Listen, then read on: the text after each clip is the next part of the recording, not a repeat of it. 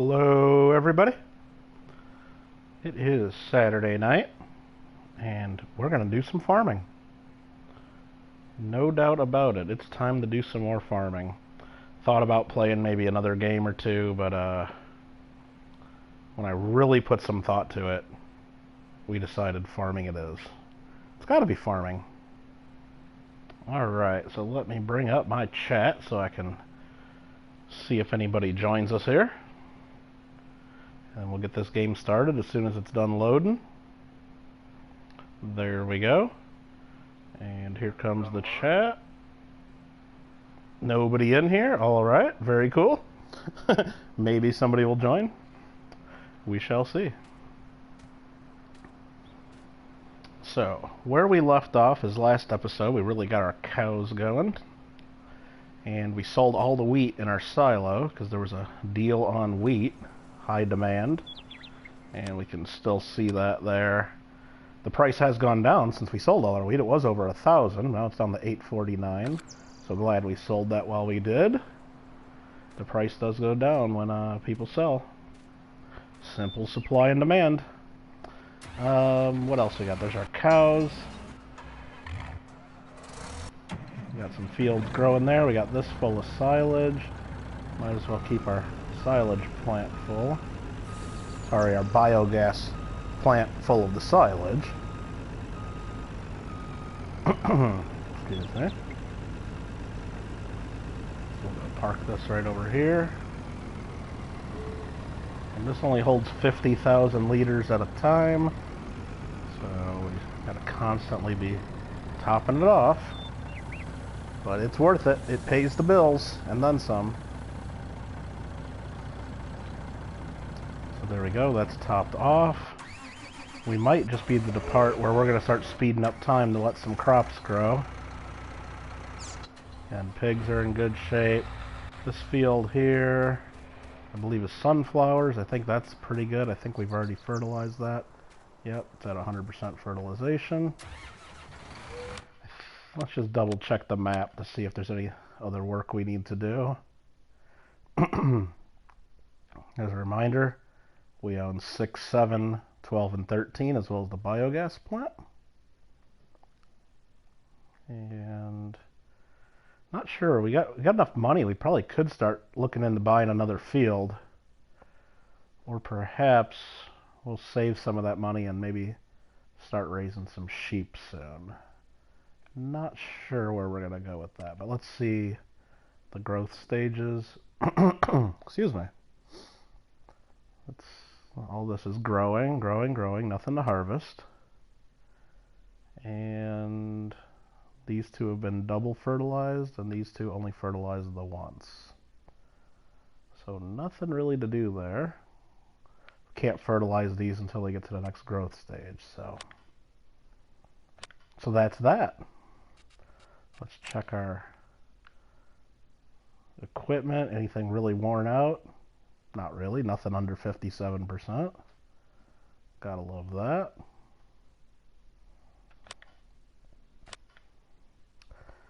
Cows got plenty of food, plenty of everything. They're good to go. Pigs, probably could use some more corn at some point, especially once we start speeding up the time in the game. But we're gonna be okay. Let's look at the contracts. Any ways we want to make some money real quick? That's a nice fertilizing job. That's pretty easy. Field 11. We could do that pretty quick. Harvesting cotton. We're going to pass on that. Sunflower sugar beets. Harvesting sugar beets. Nope. Bunch of little harvesting. And then sowing potatoes. Nope. We're not going to do any of those. So that is all good. Huh. Let's see what else we got here. There's all our different stats and whatnot. I think we're gonna speed up time a bit. Let's go up to 30 times normal speed. There's really nothing else that we have to do. This is going to allow the silage to knock down a lot faster. So we can keep topping this off. You can see the little counter there. Hopefully you can see that. It's 42,000, 41,000. Goes on to 40,000.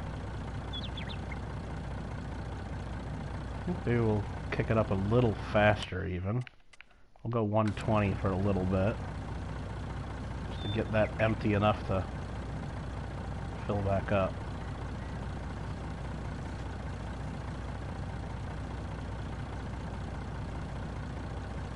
20,000 in there. So we'll fill it back up. We got a bunch to put in there.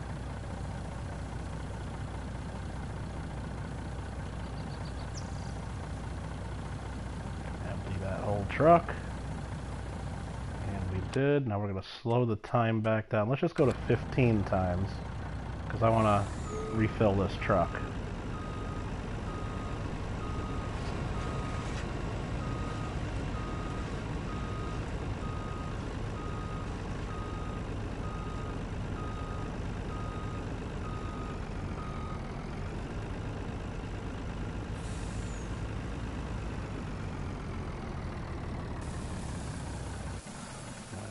Out and turn the belt on, even though it did start going. It's still not on. I know that. Whoops! Had the wrong vehicle. I meant to get into this and turn on the belt, which is this button.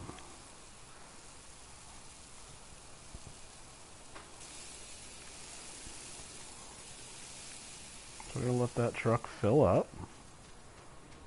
This is still gonna cut down. Looking good. We want to keep everything looking good over here. Let's get this back where it goes. That corn's ready to harvest now, so we can start tackling that. Should probably slow the time back on down, because we got stuff to do now.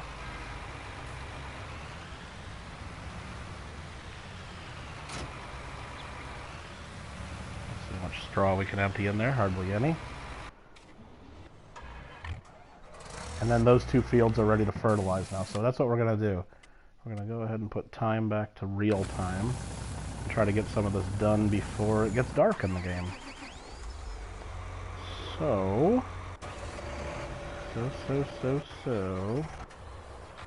And pigs need a little bit of a cleanup, always. Pigs are pretty dirty, in case you guys didn't know that.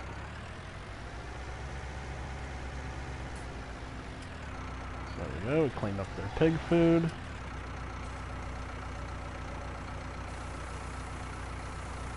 Back in the trough.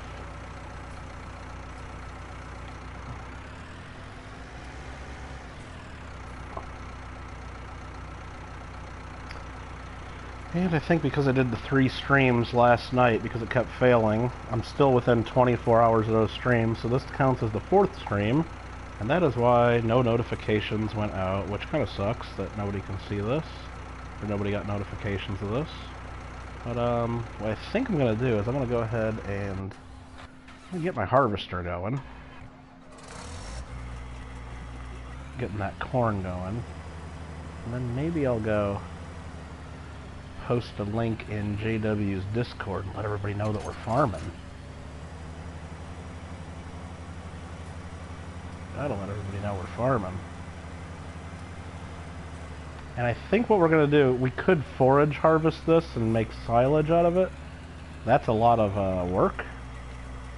And I think we're just going to put this in our silo or maybe feed it to the pigs. Let this crop here. So let's turn on the harvester. And keep that going. I'm going to go post a link for this. Farmer Kittle, this is early, didn't get notification. Yeah, Johnny Kilo, I was just thinking that, because last night I had 3 streams, because it kept failing, so I did 3. So this actually counts as my 4th stream in the last 24 hours, and that means no notifications go out. They only send notifications out for 3 streams within 24 hours, so nobody got notifications for this one, which, kind of sucks, but whatever. Yeah, it's a little early. I thought about doing some other stuff or playing something different, but nah. play this for a little while. So what I gotta do is I'm gonna copy my link for this stream, open up JW's Discord, and post a link that I'm streaming in there, just so maybe a couple people see that. Where am I gonna put that? It's got so many different channels in the Discord, I don't even know where I'm supposed to put this. Stream notifications, that sounds good. No, I don't think I'm allowed to post in there. I don't have permission. Updates? Is that where people put stuff? I don't have permission to post in updates. Oh, man. Channel plugs? I guess that's what I'm doing. I'll tell people no notifications went out. But I am farming. And then I'll try to post a link. Paste that. And maybe we'll get a person or two in here. What the heck? Well, we got Johnny Kilo in the house. Alright. There is a gaming section. Yeah, that's true. I could post it there too. I don't know. Once Alfred or Greengo or somebody sees it, they usually put stuff in the right spot. I kind of don't know how to use the Discord as much as I probably should know how. But yeah, maybe I'll post it there too, now that you're mentioning that. Then I'll get in trouble probably for spamming it too much. That's okay though. So let me switch the channel to... Well, he's got so many different... He's got different gaming channels. He's got gaming, general, gaming videos, and realistic farming. I guess I need to put that under... realistic farming. That sounds good. Paste that right there. What the heck?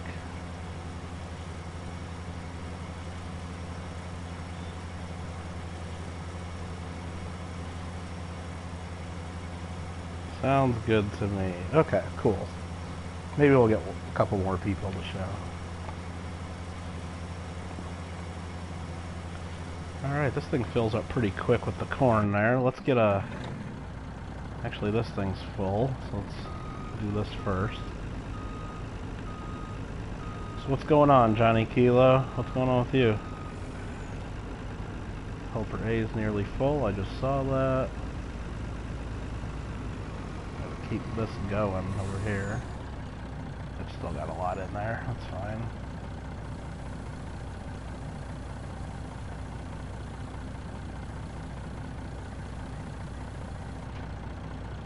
Okay, that's filled up. Let's get a fertilizer out. Detaching tool is not allowed. Detaching tool is not allowed in this. How the hell can I detach that tool?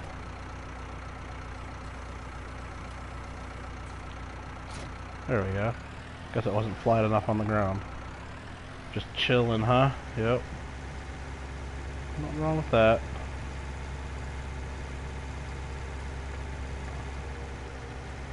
So this is a nice, easy field to get going. I'm going to use liquid fertilizer on this first field.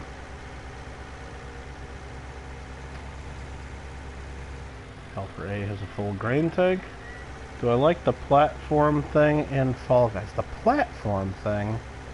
What do you mean by the platform thing? What are you trying to think of? The platform thing? I mean the thing that spins? Then you gotta stay on it and there's like everybody fighting on it? I don't mind that thing if that's what you talk about.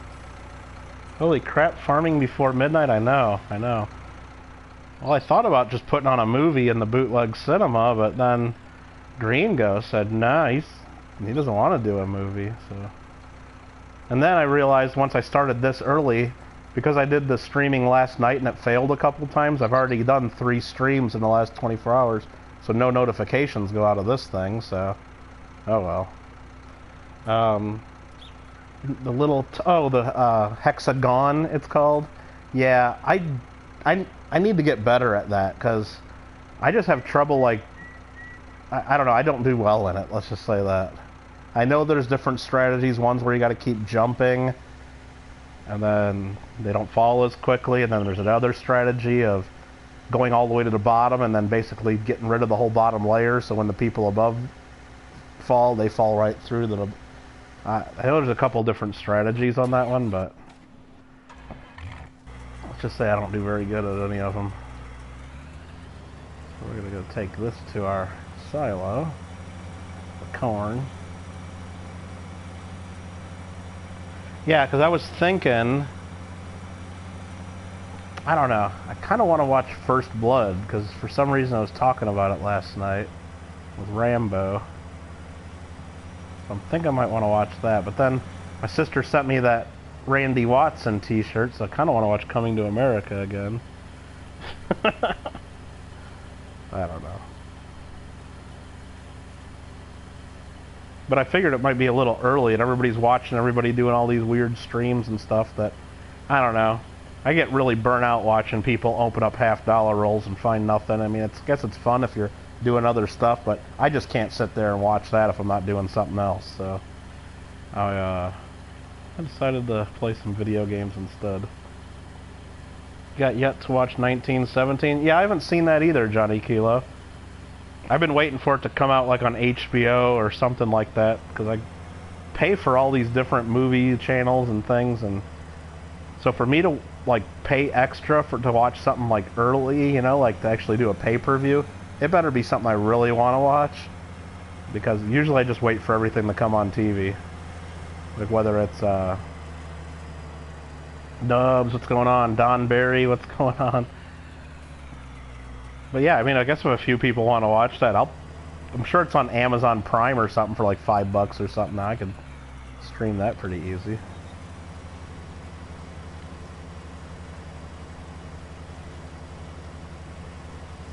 Don and Nubs. Doing some farming. I gotta get my green tractor. We gotta get some the other fertilizer.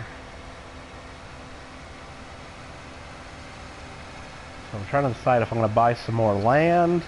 Like, what's the next step in this game? Do I buy more land, or do I get some sheep going? Because I mean, that should be the goal. I got 2 trophies left in this game, the cows and the sheep. I really should get those going. But I might need to buy more land to find a good spot to put the sheep. I don't know. We're going to cut across this field. Try not to hit our fertilizer. There we go. It's over there. Which one? Coming to America? Oh, I got the DVD for that one. That's easy. Now, we were talking about that newer movie, 1917, about World War I. Because I know that's not out, like, on like HBO or any of those Netflix or Amazon Prime. I'm sure it's like a rental still. So we're going to go ahead and turn on this fertilizer spreader. And we're going to fertilize this field.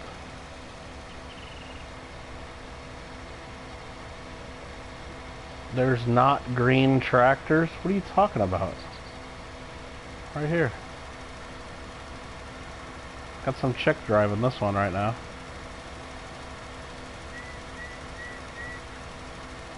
Yeah, I got both Coming to America, and then I figured, I don't know, maybe tomorrow or something. Like, there's something going on tomorrow, though.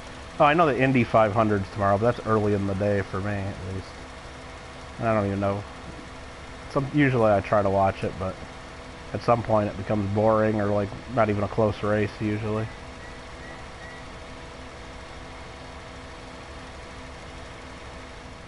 We got that going. Where's my, how's my corn doing? Let's see.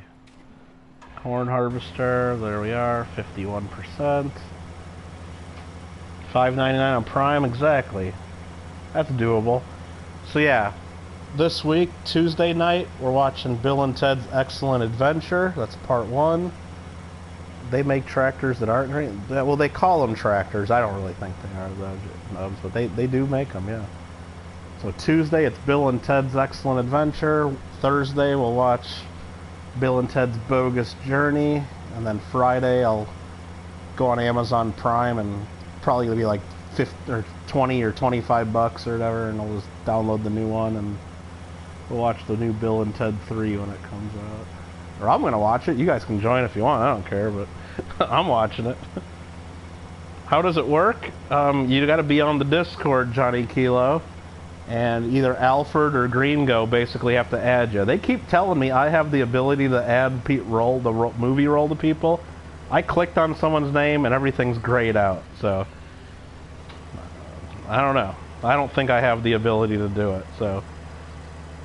But somehow I think there's an invite button I think I can see when I go in there, and I think I invited my sister to it, but I don't think that. I clicked on the names and all the roles for people are grayed out, so you got to just be invited to that. There's like one room where you watch, and then like you could be in there talking on your microphone while the movie's going, but usually people, at least a couple times we've done it, people mute themselves, and then there's a movie chat where people just do text chat there. Watching anything tonight? Slept all day? Well, I thought about it, and because Gringo said, hey, are you going to play Fall Guys or shoot people? And I'm like, well, maybe. And I texted my sister to see if she wanted to play anything, and she totally ignored my text. So I'm like, well, screw that then. I'm just going to farm. And well, I mentioned to Gringo, hey, maybe I'll do a movie. And then he's like, oh, I can't watch a movie right now, and blah, blah. He gave some excuse. So I'm like, well, fine. I'm going to play some video games then. So we're not watching a movie right now because Gringo said no. And then I get on here and I totally didn't remember that I had 3 streams last night because the internet screwed up right in the middle of my first one. Then instead of waiting long enough, I started up a second one that just didn't work from the start pretty much. So then I had to start part 3. So I've done 3 streams in the last 24 hours.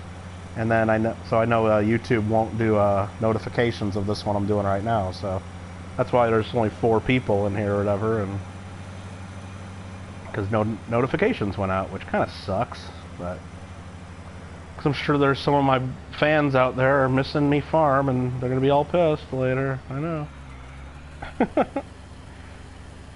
Booter, nope. Down for a movie? Yeah, I was thinking. Well, Onabushu made some recommendations, and on that list, I want to watch Death to Smoochie, because I haven't seen that in years, and I totally even forgot about that movie, and that's funny. I was thinking maybe Coming to America, and then I want to watch First Blood, Rambo, but I don't know. I think that might be the second movie of a double feature, like maybe I'll watch something funny first, or maybe even like Billy Madison, or something like that, and then maybe go into First Blood, because that might be fun. Brian Mills, hello. You blasted it on the Discord? Yeah, I put it on that's what I did. Like, I was in here for like 10 minutes playing, and it's like nobody came. Like, why is there nobody coming in at all? It's like, I know there's a bunch of other streams going on, but it's like, I should have at least had somebody come in, and it's like, I'm like, oh yeah, I did 3 streams already, and there's no notifications. So I went in and just put the links on Discord to figure that might get a few people, but if you did something different on there, thanks, JW. I kind of don't know how a lot of the Discord works. I gotta figure out a lot of it still. I'm finally getting to the part of Discord where I'm not closing Discord every time I go from one thing to another. Used to do that a lot. Oh, you did the everyone thing? Nice. Comedy for... Well, that's what I'm thinking, JW. Exactly. That worked out pretty well when we did whatever we watched, and then we went into Top Gun. Was it Big Lebowski and then into Top Gun? That kind of worked.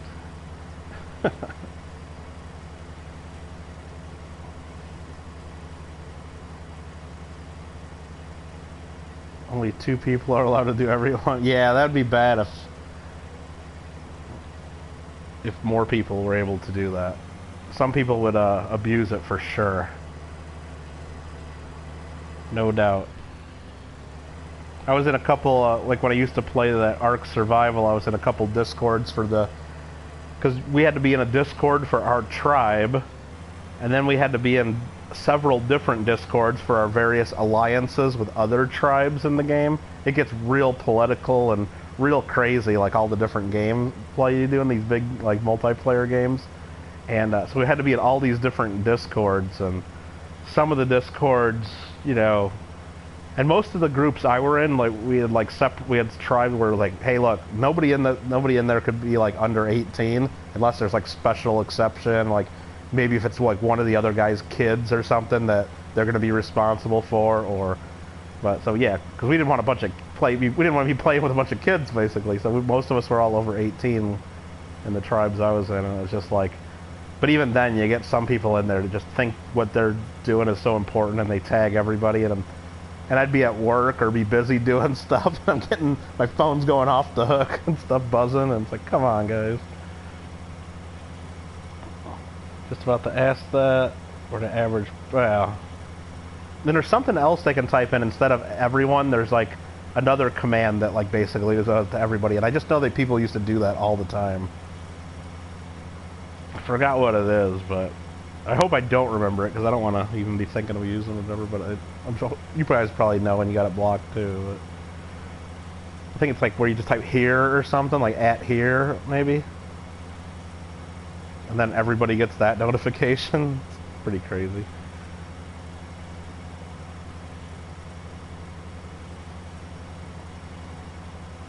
Yeah, that's what it is, J.O., yep. Yeah, you guys did your mail call pretty late. Like, I got up at, like, I was up late last night. So I slept till, like, 10:30, 11 in the morning or something, and I looked at my clock, and I, like, looked at my phone real quick. I was going to say, like, well, let's see who's streaming. Like, well, I probably missed JW's mail call. I knew I definitely missed Penny Dog, and it's like, yeah, whatever, and I didn't even, like, look on YouTube anymore, and then later in the day, like, I was actually on my way to the post office when I got notification, because my post office closes at 3 p.m. my time, so it was, like, right before 3 p.m. I get notification on my phone that you guys are going live, like, in 30 minutes, or I'm like, oh, jeez, okay, nice. Working for the man. North Idaho, fine coins. So JW, are you telling me I need to end this shit right now and put on a movie? Is that what you're telling me? No. It's possible. It's possible.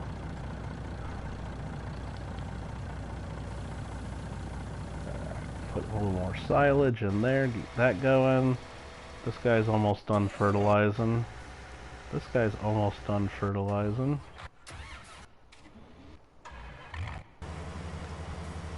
And we're at 90% on this guy.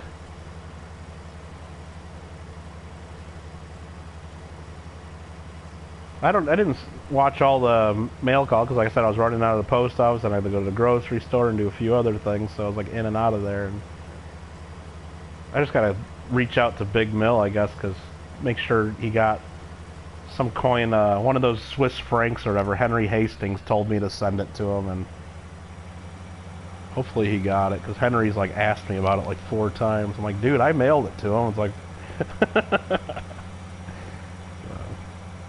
it's actually about to start playing too. Nice. Alrighty, let's go ahead and empty this out. Oh yeah, I mean, just because I'm streaming this, if you guys want to go ahead and hop on there, I'm not gonna feel bad about it. Don't let me stop you.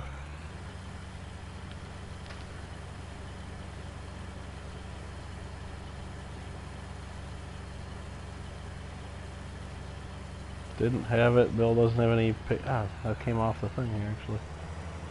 Hold the brake. Gotta put the parking brake on. There we go. Bill doesn't have any patience in mail. Well, that's what I'm thinking. I'm thinking he probably ripped it open because I know I sent him one of my dong in there, and I thought he said he got that, but what I'm guessing is I had that folded up in a piece of paper. He might have just saw the dong in my note and threw the paper with the coin away. I don't think he would have done that, but he might have. Because I just did it like, you know, in one of my old auction catalog pages. I just have the coin in a 2x2 taped to a piece of paper, and I folded it up, and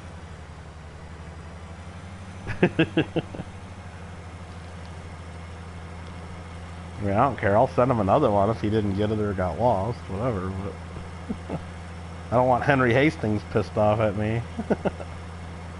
Well, I don't want him pissed off in general anyway, because I know he's a big supporter of Mills too, and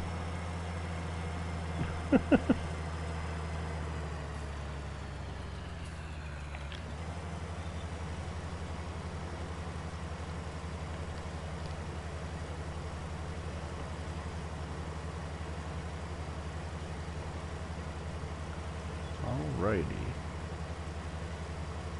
So I got an email from Sticker Mule today. They're sending me 5 more bottles of mule sauce because my order with my $9 stickers, I had a $30 store credit from other people signing up. And I don't know if you realize that, JW, but those store credits they give you, it's kind of bullshit that, like, they're only good for like 3 months or 6 months or whatever from the time you earn it.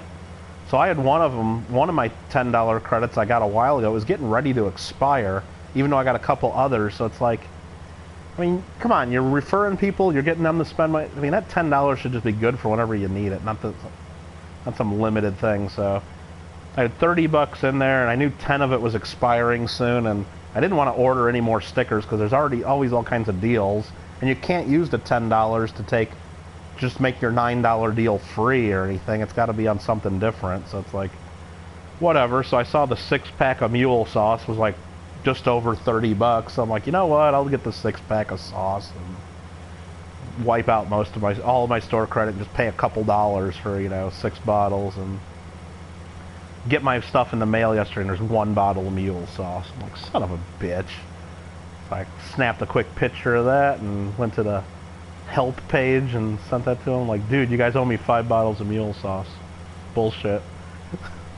I got an email from someone at Sticker Mule this morning saying, we apologize, looks like we messed up. And then I got an email saying that they're redoing my order. So I'm like, oh, maybe they're going to send me stickers and 6 bottles on top, like a full thing. Nah, it just says it's an order for 5 bottles. So they're not giving me anything extra. Whatever. Bought a Proof ASE from Nubs. Heck yeah. Want some damn... Well, that's what I figured, JW. It's like, I thought it was pretty good. I think it's kind of expensive if you just buy the 1 bottle and that's it. But when you buy 6 at a time, then it gets down to like $6 a bottle. Yeah, that's more expensive than like a bottle of sauce I would buy at the grocery store. But it's not... It's good. I did like it when I had it, and I went through that bottle pretty quick. And plus, I know if I got 6 bottles, I can send a bottle or 2 to my sister, the sauce boss, and I'm always sending packages to them. And anyway, Mill said he did get it. Okay. Oh, from Henry Hastings. Well, hopefully that's what it is. Mule sauce is hot sauce that's made by the Sticker Mule company. It says it's hot sauce that kicks ass, is what they call it. Mule sauce. And it's rated 4 out of 5 peppers on the bottle. And I didn't think it was very hot. I mean, I guess if you used a ton of it, like, if you poured out a good chunk of that bottle and were, like, totally coating something in it, it would be pretty hot. I mean, it wouldn't be enough to... I don't know, I guess everybody's different, but it's not, unedible, or, it's just not, like... I know people do this stuff, it's just, like, hot for the sake of being hot, and there's no flavor to it. I thought mule sauce just had a really good flavor to it. I mean, different than the other hot sauces I got in my fridge, anyway. It's just a little different. It's a little tangy.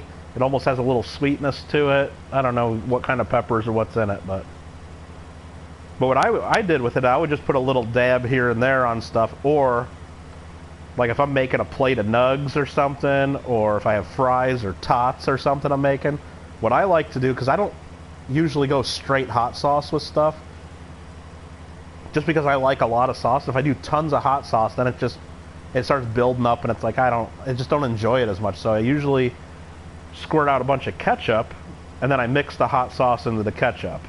Or I'll have barbecue sauce and then hot sauce, and then make 2 little piles on the plate, and some of it mixes in the middle, and I'll go from one to the other and kind of do that. So I don't know, it's good stuff. So he said nugs. Yeah, gotta have some nugs. Oh, I went to Costco the other day, and they had, like, the big, like, box of 30 corn dogs on sale, and I usually don't buy those, but it's like, I mean, it was like $4 off for the big box of corn dogs. I'm like, Yeah, we're getting corn dogs, so... Yeah. That's like... I don't know. Can't go wrong there. Really good on eggs? Yeah. I can see that. I still like to put a little bit of Louisiana hot sauce or even a little Tabasco in with some eggs.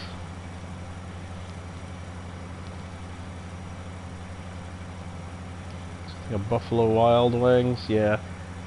We don't really... I'm sure we have them here in Southern California, Buffalo Wild Wings, but not too many of them.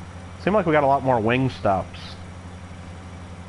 I don't mind Wingstop. I like their Louisiana rub flavor they have at Wingstop. It's just like a bunch of Cajun seasonings, and it's like butter and oil mixed in it, so it's kind of like greasy Cajun seasoning. It's good shit.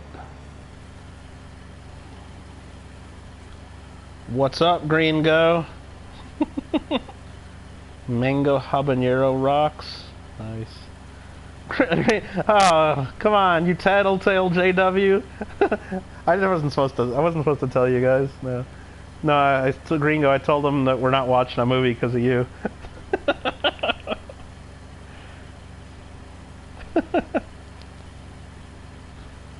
Nugs is something completely different. What are you guys talking about? Nuggets. That's what I'm talking about. You might be talking about something else. I'm talking about nuggets.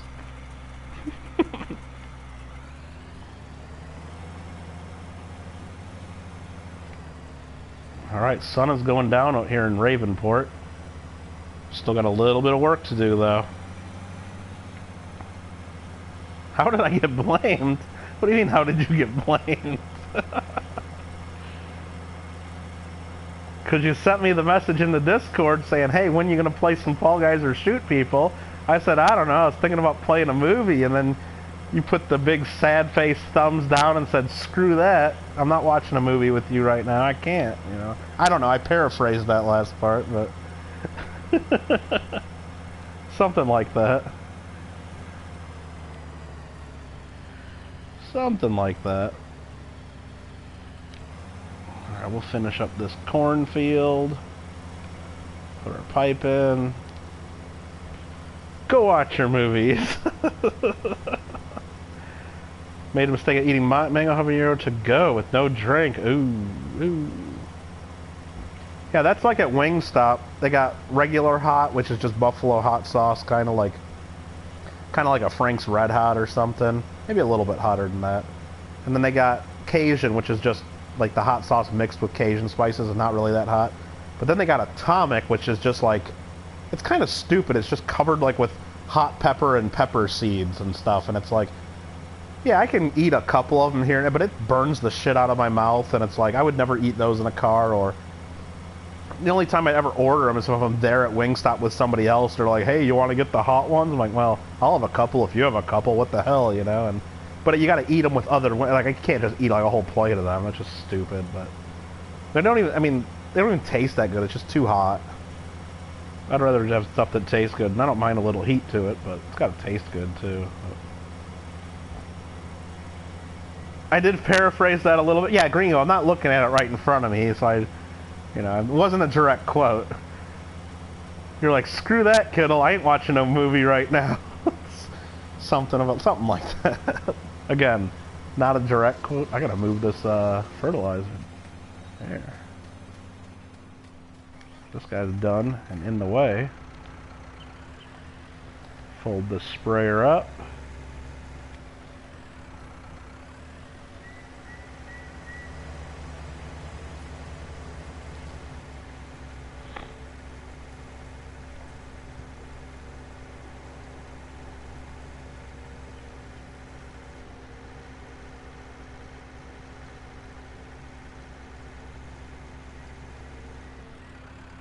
Park this over here for now.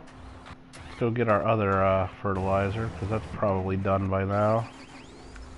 Did he finish his job? Let's check the map. I don't think he did.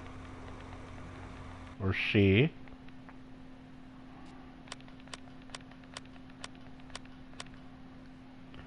Check the map. Nope. Nope. This button. This button. Fertilize. There's a couple little patches like right there and right there in the field. It looks like they were missed. As well as, well, there's a strip here. It looks like I missed doing lime in the first place. 12 got fully covered though, so we're happy with that. So what I'm going to do, is I'm just going to, oh, let's not do that. Let's just swing around there and fertilize it. What the hell? What the heck? Turn on the fertilizer spreader. We'll just... No, I didn't mean... Oh, come on. Wrong button. Turn on the fertilizer spreader. We'll just drive around this corner and make sure we get everything. Ski guys, get him. You, yeah. Me, yeah. Get him. So that's another thing. I thought about playing the South Park games, but I don't know. Would that be better me playing that live or just playing it like, you know, a half hour or hour at a time and just uploading videos for people to watch whenever? I'm not sure. I don't know if I want to play that one live or not. I'm not going to edit it though. I mean, just upload like little bits at a time, and so I'm thinking about that. The South Park games. I might play those. Alright, we'll turn this off. I think I filled in those spots by now. We'll fold this in.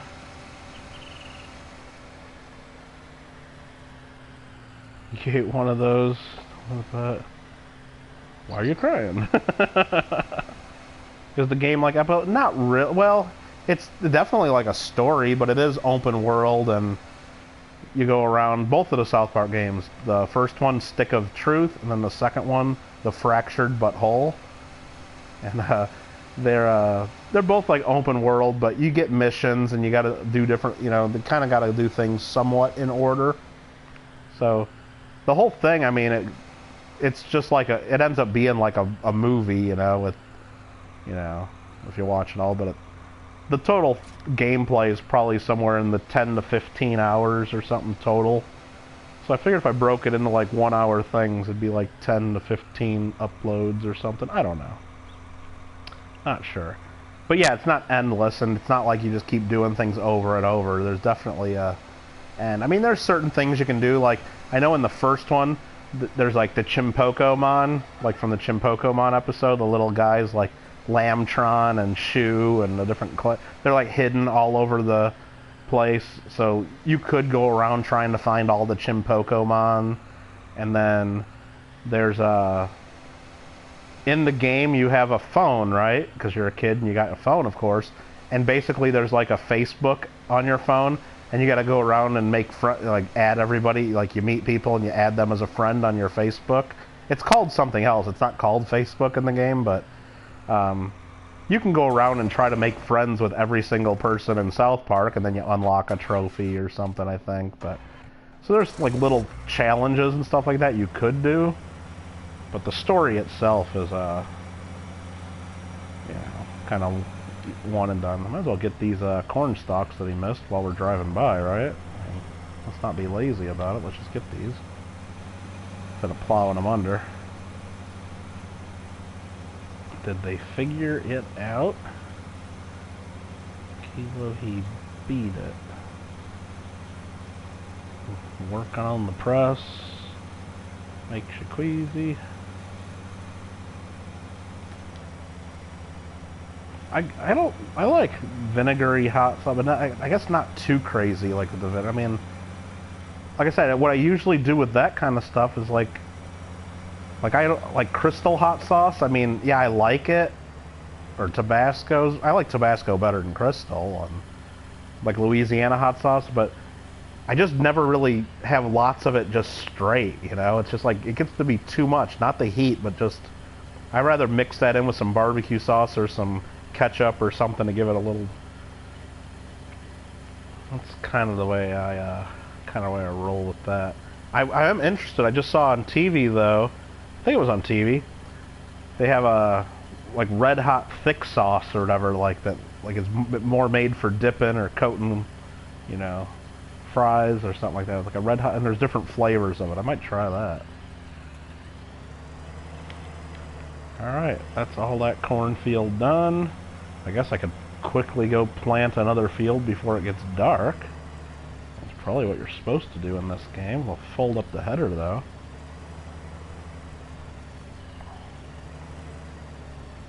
Before we disconnect it and just drop it right about here. That's where that goes. And we're going to go ahead and plant some more wheat, I think, is what we're going to do. Can this take some more? Let's empty a little bit more of this. You like eating Louisiana hot sauce mixed? Yeah. Well, JW, when you say mixed in eggs, are you talking like scrambled eggs? Do you like put them in the raw scrambled eggs and then cook the eggs so it's like in every little speck? Or do you make the scrambled eggs and then mix it in? Because I think I would prefer to just make scrambled eggs and then mix in the hot sauce once the eggs are cooked. I don't know if I'd mix it in with the raw eggs. Seems like whenever I try to mix stuff into like raw eggs, like if I'm scrambling, the eggs just don't cook right. Or it's just not the same. Cook the eggs, that's what I thought you meant, because that's what I thought you meant. Because I see some people on the interweb or on Facebook doing like different recipes, and they just put stuff right in the egg, like before they cook it, and I'm like, that's gonna come out a little weird. I mean, I guess if you're making French toast out of it or something, you can get away with stuff like that, but still very well, yeah. I gotcha. Oh, it's this field. I was starting to go to the wrong field. I better plant the right field here. Ooh, what we need to do though is check to see if this needs anything else though. Does it need lime? It does not need lime. We're good to go. Oops. No, unfold the sower. That's what I would do, cook, and then yeah, I would, or I'd even wait. Like I'd probably put it right in the pan, but I'd wait until the eggs are pretty much set up, and then put some few dashes of the hot sauce in there, and then keep cooking and stir them all together, and so it's pretty much all in there and mixed well. But that's probably what I like my eggs pretty much scrambled soft, not where they're like runny and like still liquid all over the plate, but I don't want any of my scrambled eggs to get brown. I want them scrambled, so like when I want them to finish cooking on the plate, basically, is kind of how I want it. So. Alright, what are we trying to do here? Turn this on. That's what we're trying to do. And plant this stuff. That's going, that's going. Ringing constitutional. What's going on? Kittle does got some game. Love French toast, could eat it every day. Sausage links. Yeah, I don't know, I like bacon though. And if you're talking French toast, there was a lady that would go on vacation, or her family would go on vacation when our family would, and like we used to go to Lake of the Ozarks, and they had resorts back then at the place, and at one of the resorts we'd stay at, like we'd go there every year the same 2 weeks in July, so you'd get to know all the other families that did the same thing, and so basically we knew everybody because we'd see them on vacation every summer. And one of the ladies there, one morning each year, she would like make banana stuffed French toast for like anybody that wants it, because like she used to own like a restaurant, and that was like one of her things or something like that. And why did that guy not finish? Oh, it's because I put the damn cows too close, so he didn't have room to turn around. I'll fix that later. So it was banana stuffed French toast. So like you're eating your French toast, and in the middle there'd be like little slices of banana here and there. It was really good. And then she also made bacon stuffed French toast too, and that was even better. But very, very good. Couldn't get enough of that. But I mean, yeah, French toast is just pretty much the bomb, and then get some syrup. Alfred R., if he was in here, he'd educate us on the syrup, I'm sure, because he's Canadian, and I think that's one of the courses they take either in junior high or high school, is it's like, You know, we do like our physical education, we have U.S. history, world history and stuff. They do a whole class on maple syrup or something like that, I'm sure of it. Patties oftentimes taste different. I mean, look, if I'm going to like a breakfast thing or like a brunch, I mean, I guess if I'm given a choice between patties and links, I'm probably going to choose the patties. If I'm getting sausage, but I mean, I'll say I shall have them both. You know, I shall have them both. Give me both. But I mean, I'll eat them all. I'll eat either. The thing is that was when I was in the Midwest, and basically, whatever you get for sausage is going to be pretty consistent from restaurant to restaurant. It's going to be it's going to taste just like Jimmy Dean sausage you get at the grocery store, or Bob Evans or something like that. That's what everybody's sausage is like. You come out to California and you just get sausage, and people try to get fancy, and like maybe the sausage is going to be something like, you know, what it's going to be like one of them English bangers or something, or maybe you go to a different place and it's going to be some Mexican sausage, or they're going to have like stuff like chunks of something, and it's like everybody tries to get a little fancy here in California. So I don't know. You have to see what they're doing, but I'm telling you, anywhere you go back in the Midwest and you're going somewhere for breakfast and you get sausage, it's going to be the same damn sausage for most part. You only go to breakfast if it's above. Oh, dude. That's what I liked about going to Vegas, you know, a lot.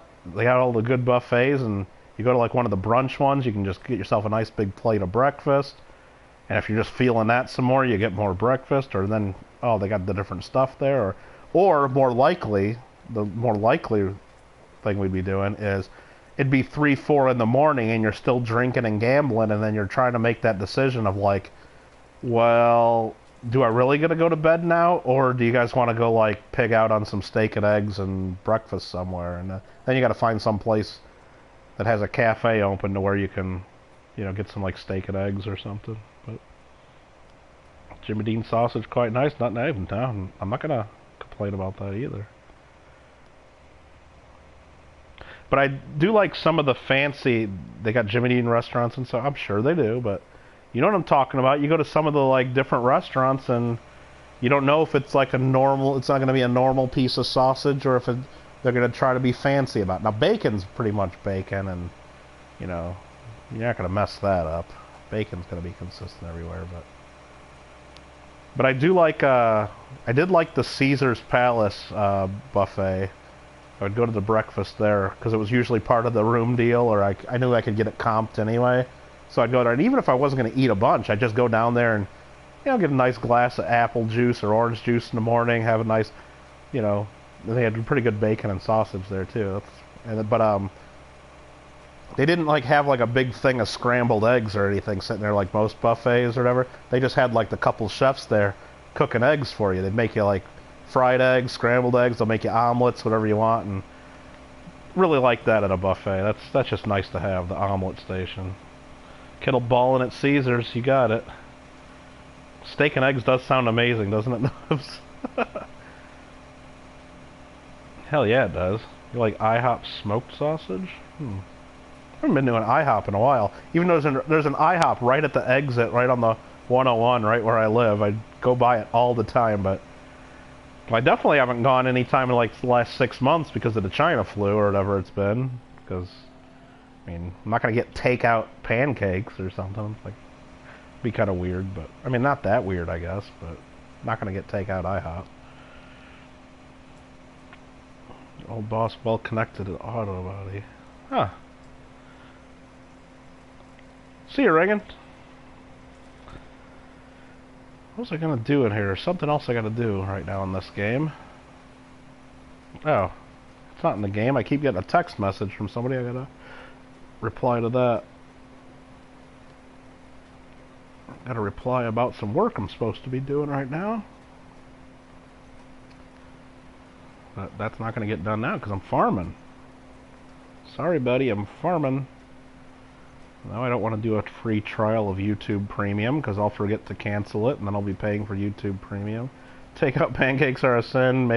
Look, if I had a craving for like a pancake that bad, yes, I'd make one myself, or I guess I'd just drag my ass out of bed and go to McDonald's and get a McGriddle or something. That's going to be That'll work. I mean, it's got the syrup bits right in it or something. So it's like, that would be good enough. Yeah, I guess I might need to cut down that tree too, because this guy's stopping short because of that tree.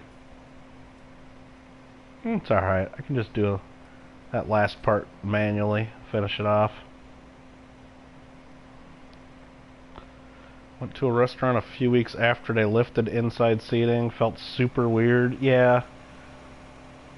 I mean, some places are not too bad for takeout, but definitely not the same experience, and I don't know.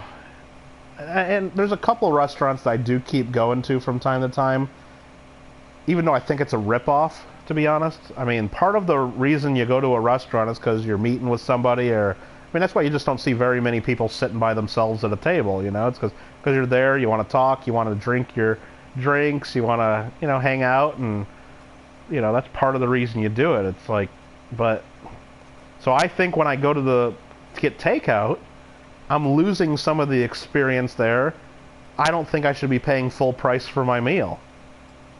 Especially certain things, like you go to a restaurant where, oh yeah, they usually give you complimentary bread, or, oh, you can get this or whatever, and you get free refills on the drink, and now, like, you're just going to give it to me in a bag, and I got to take this home now? And, like, use my own plates and things? It should be cheaper. Anyway, it's not cheaper at all, so, and I understand that's their policy, but it seems like less of a value, or less of a good deal. It's like, I don't know. But there are still a few places that I like to try to support, because I know a lot of the restaurants, especially here in California, they're really hurting, because I mean, even with takeout, their business is way down, and I know a lot of them have had to get rid of some employees, and basically I'm trying to support a few of them that I really like, just to make sure they don't go out of business, so that they're still around next year. Alright, so we gotta go back down to this end of the field and get this last part. True, but you're not making... Well, yeah, exactly. Exactly, Johnny Kilo. I get what you're saying there, too, but...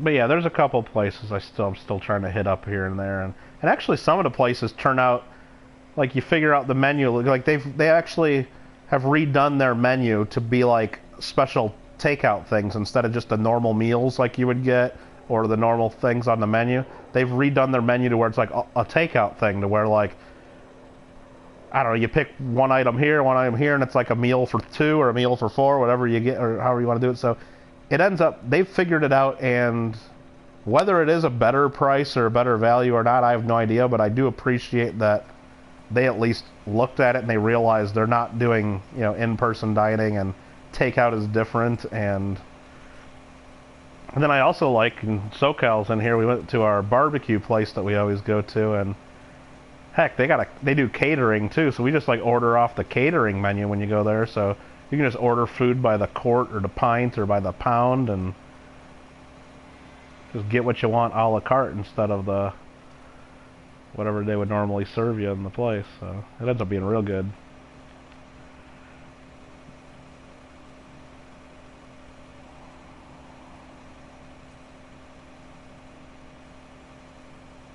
Wouldn't be cooked correctly. Could try, yeah. Alright, let's tow this back up the hill and put this away. We got that field planted and done. It is 19:10 o'clock here in Ravenport. The sun is getting lower in the sky. Or as the Army people would say, 19:10 hours or something like that, I'm sure. I'm sure it's something like that.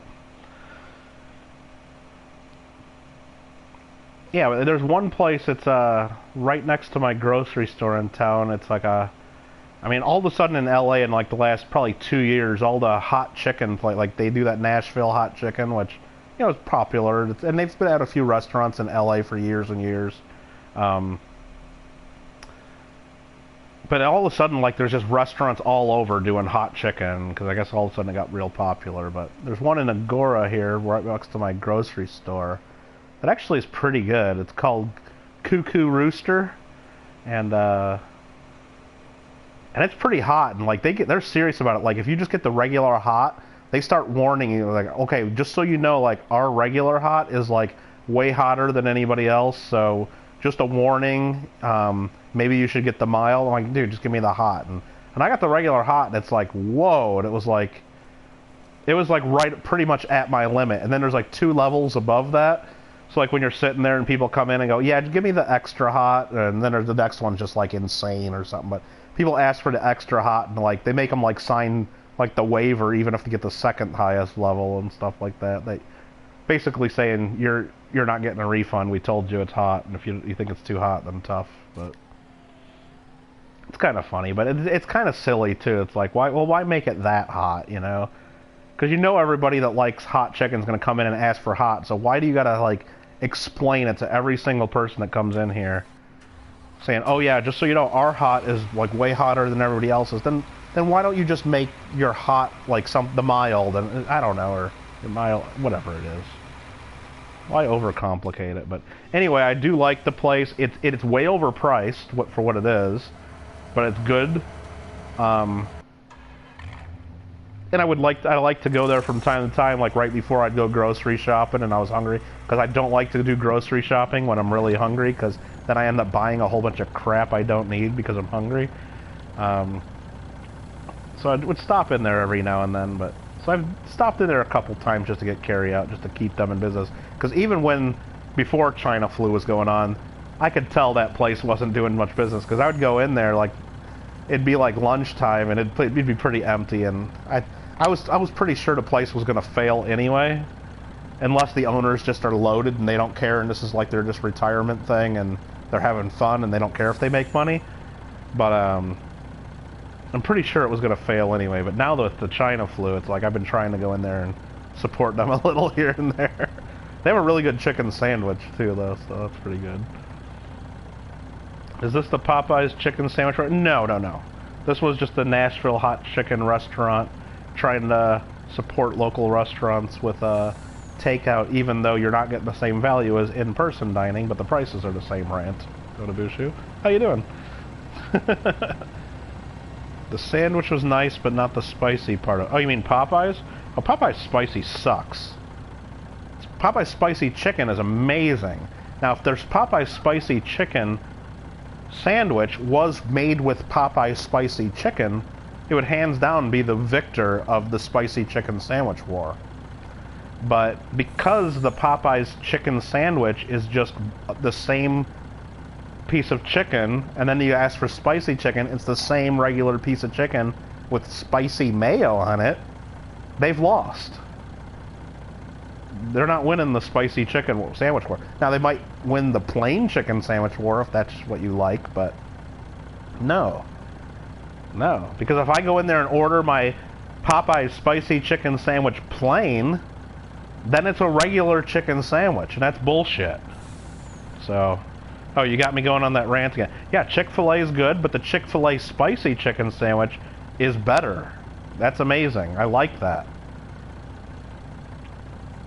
Just like when I go to Wendy's, you get the spicy chicken sandwich because it's good. It's amazing, especially right now. If you're in California, maybe it's just Southern California, maybe it's nationwide, I don't know, but usually the normal menu price for a spicy chicken sandwich in Southern California is like $5.49. It's fucking crazy. But right now they got a 2 for $5 deal, and it's like spicy chicken sandwiches or one of the hamburgers, and then there's something else. It's like they're all 2 for $5. So you can get 2 spicy chicken sandwiches for $5 right now. That's like steal. It's amazing. You have not and will not eat Chick-fil-A.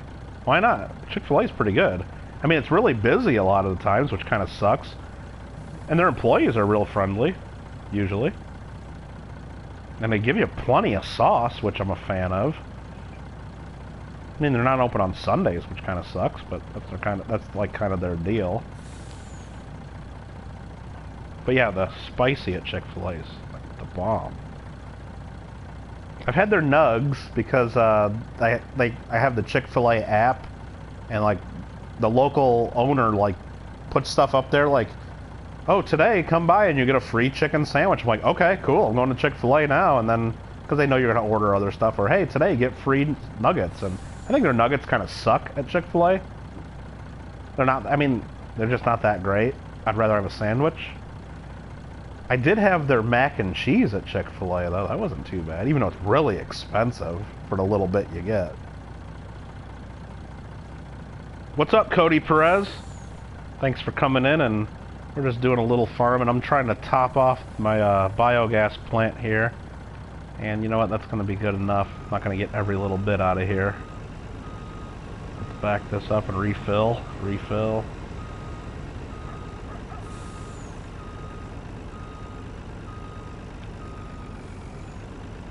Try to get back under here so we can refill the truck.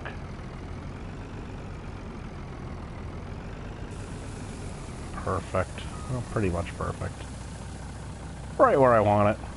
You really like their nuggets, huh? The grilled nuggets. Well, I only had their nuggets once, and they just seemed... I guess, JW, I was asking the whole time, why the hell am I eating these nuggets when I can be eating that spicy chicken sandwich? That's what I was kind of asking myself. And I had the same thing at Wendy's. I don't mind their nuggets, because sometimes I like the double stack at Wendy's. The quarter-pound double stack with cheese is an amazing sandwich at Wendy's, okay? And it's a good value, and it really hits the spot sometimes. So they got, like, on their menu, the 4-for-4 meal, where you can get the double stack. They give you, what else they give you? It's like a small fry, and then, like, a small drink, and then they give you 4 nuggets. So I get the nuggets at Wendy's every now and then. They're okay, but would I ever go there? They're okay if they're, like, part of your meal like that. But would I ever go there and order nuggets? Hell no. Because I'd be like, why ain't I eating a spicy chicken sandwich right now or something, or something else? I just wouldn't do it. Now, McDonald's, most of the stuff on the McDonald's menu is absolute shit, in my opinion. So, but I'll go there and get McNuggets, because I'm not going to be thinking, oh God, I really wish I would have gotten this other thing, because no, nuggets are great. McNuggets are great at McDonald's, so I'll get those. But McDonald's fries are #1 if you get them freshly made, hot, and burn in your mouth because they're fresh out of the oil. A lot of times, and I don't know what happened in the last couple of years. Maybe there's a potato shortage in wherever McDonald's gets their potatoes, but like, you go to McDonald's here in Southern California, a large fry is like almost like $4 or something. It's insane. So, which, I mean, I'll get them if I want fries, but if you get them and they're like fries that aren't hot and you know they've been sitting there for a half hour, it just pisses me off that much more. So, and I know you can ask, like, yeah, I want fries with no salt on them, and then when they hand them to you in the drive-thru, go, oh yeah, can I have a few packets of salt? And then they give you the dirty look because they know you did that just to get fresh fries. It's kind of worth it, though. Yeah, Chick-fil-A, the lines are pretty nuts. Yeah, Gringo, I understand some people don't like the stuff, like some of the owners, I guess, of Chick-fil-A, they try to do a little bit of a... But I don't, you know, the way I look at that is, it's not like you're going into the restaurant when you're ordering your sandwich and you gotta, like, first kneel before the big cross as you walk in the door or anything, so it's like, it's just what the owner decides to do with their money, and I guess if you don't want to support that, that's, you know, you're right and all that too, but I guess they're a little more vocal about it, or at least the media is a little more vocal about spreading what the owners do for Chick-fil-A, but I'm sure the owners of other restaurants do just as much stuff that one or both of us would disagree with their money. I mean, I know most of the fast food is all publicly traded big corporate stuff, but the family that owns In-N-Out, I mean, if you really research that, actually it's a young girl, she owns the whole company now because her grandparents gave it to her, but it's like she's worth over $1 billion. But if you really researched all her political stuff and what she does with her money, would that make you not go to In-N-Out? And I don't know, so it's like, I don't know. Yeah, I mean, we all hear about Chick-fil-A because, again, they're a little louder about what they do and the media really drums it up, but that's kind of what I was thinking. It's like, well, am I really going to go investigate what every other restaurant does with their profits before I... Like, nah. I'm just going there because I like their food. Concerned you know so much about fast food. Well, yeah, that's true. That's true. It is. I mean, I've been, you know, around for 40 years or so. I know a lot about a lot of things, Gringo. They actually really enjoy. You know what, JW, and that's a good point too, because they always. I mean, Wendy's does it too. They really oversalt their fries, and McDonald's does it too. It's like you don't need that much salt. It gets a little crazy.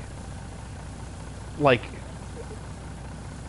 so yeah, I'd almost prefer to do it like separate like that too. Things are really oh, the gas prices, Cody, are just nuts here because we got our special blend of California stuff for our emissions. It's cheaper. Gas is cheaper in Hawaii than it is in California, which didn't used to be the case years and years ago. It was always really high in Hawaii, but it's cheaper in Hawaii than California because California sucks. Kittle, did you get that money for the stuff? Rende, you got package out in the mail today. Did you get the tracking number? Because when I print them through PayPal, so you should. I don't know. Some people tell me that they automatically get emailed that, oh, a package is coming to you, or I don't know what it says. But when I print the label in PayPal, I think it automatically emails you. And if it doesn't, I know if you log into PayPal, you can see the tracking. So, because I used to email people separately, hey, just letting you know I shipped today and here's the tracking number, and then half the people go, yeah, I already got the notice from PayPal, but thanks. I'm like, well, okay, fine. If PayPal's already sending the notice, then I don't need to send separate emails. And unless maybe that's an option that some people can turn on, I don't know, but I'm pretty sure if you go into PayPal, you can see the tracking, and if you don't get it that way, then let me know and I can email you a tracking number. That's easy. But I mailed it out today. And I mailed the Gringo today as well, a package. Popcoin Kings in the house. Chick-fil-A is literally only vocal because well, then that's the thing. That's what I was trying to say, JD. I'm sure, you know, the ones that aren't big major publicly traded companies, I'm sure the owners of most of the restaurants are going to be doing stuff with their money that one or both sides aren't going to love. Didn't they have the E. coli thing in 2015? Who is that? I know a lot of restaurants have had that, you know. I know Jack in the Box was real, like, got famous for that. What was that, back in the 90s or something? Because they had a big outbreak on the East Coast, I believe. Try to catch up with chat, because you guys are like, Kittle, you're like way behind in chat right now, probably. It closed on Sundays, and that's really about it for local. Get that iodine in your diet. 40 creeps up, I know, dude. Crazy. Filled up for $1.72. I think I filled up the other day for $3.59. Pretty crazy. Have you seen the McDonald's salt shaker? That thing? No. No, I haven't really looked at it that closely, JW. That's what that was. So you did get it, okay. And Gringo got an email, so it does, okay. Some people don't use the same email. That's true, JW, so maybe that's why sometimes they don't get it. Yeah, Cali, well, makes Illinois look okay maybe for like gas prices, Johnny Kilo, but Illinois is like, you know, believe me, and I can say it because I grew up in Illinois and know a lot of people that still live there. It seems like Illinois just comes up with more and more reasons to try to get people to move out, you know? So they'll tax pretty much anything if they can get away with it, and even if they can't get away with it, they'll tax it. So what left do we got to do here? We got to check our cows and pigs real quick. Maybe speed up some time, get through the night. Chick-fil-A E. coli? Yeah, I don't know. Is it cheaper to drive to Vegas and fill up? Yeah, I mean, I'm not that close to the border, so probably not. Looks like I had some new pigs born, worth of 62 of each. Nice. Productivity is down to 58%. That's not good. My cleanliness is low, I know that, down to 86, and the problem is I got that damn field next to me I gotta buy, and I could afford it right now. You know what I'm gonna do?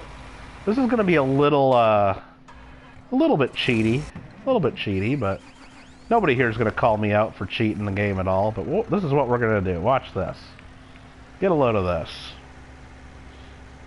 Oh wait, this isn't Fall Guys, this is a stupid farming simulator. Well, it's not just for cows. We do have pigs, and we're going to go clean up our pigs right now. We're going to get this taken care of. Mayor of Chicago banning protests, but only where she... Yeah.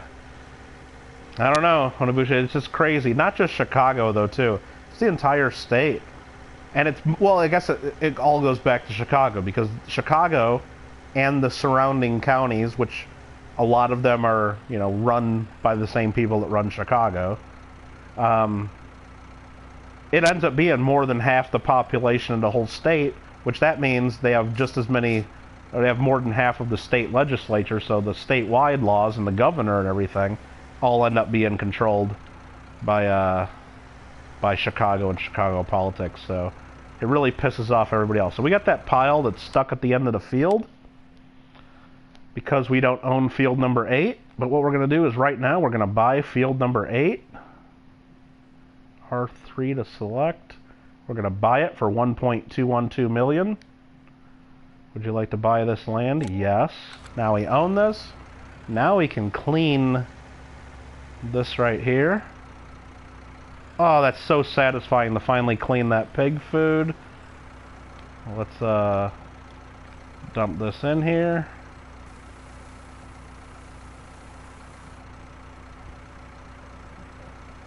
Oh, let's clean the rest of this up. Oh, amazing. Amazing. That's been there for months because we didn't own that field. Very satisfying. Now we own field 8. Very, very good. About time I bought that. And now it's about time I go back into the menu. And now we're going to sell that back because I don't really want that field. I just wanted to clean. We're going to sell field 8 for the same price we just paid for it. Would you like to sell? Yes. Very good. But now we got our thing cleaned up. Perfect. And now our pigs should be back up to high productivity when that catches up. So awesome, awesome, awesome. Nobs and I have hundreds of millions of dollars. We're not going to say anything. Exactly, exactly. 89 mil. But that's a little bit, you know, some people might disagree with, oh, you buy the land and then you sell it. Whatever, you know. I needed to clean up my pigs right there. Needed to do it. Had to do it. And the cows. What do you mean? Should we go clean the cows? Let's see how the cleanliness of my cows is at. They're at 83% cleanliness. They're not too bad yet. I mean, I could go down there and clean them. I mean, I guess if you want me to do that, let's do it. Let's take a drive down to the cows. Check them out. I mean, it's starting to get dark. Are we going to miss the sunset? Did we miss the sunset already? No, not yet. It's still up there. We don't want to miss sunset. There's our little sunflowers growing. Let's go clean up the cows. Randy goes, wow! Randy!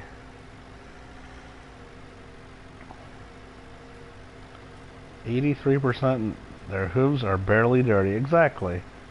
But let's just go down there and just to say we did our job for the day before we speed up time and sleep through the evening. Let's go clean up the cows. And this is a nice little drive to get down here. I might just buy a separate tractor and a separate, you know, bucket just to keep down here because that'd be more convenient. It'd be a little wasteful, but oh, I forgot the ground was like that there. Let's try to get up here. Oh yeah, there's the cow food. So let's lower the bucket. Just tilt that just the way I need to.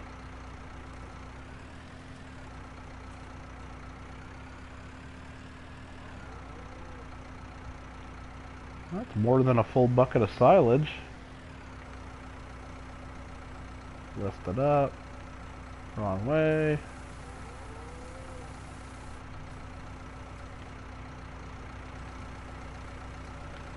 Well, the controls are backwards because when I clean the pigs, it's usually the other direction. Trying to do this. There we go. Let's get the rest of this cleaned up.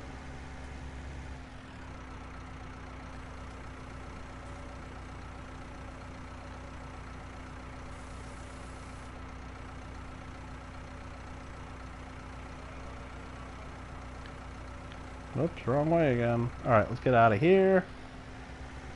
Jeremy, OG22, Lima, what's going on? Lima, Echo, Numismatics. Dang, you've been on for an hour, why didn't YouTube tell me?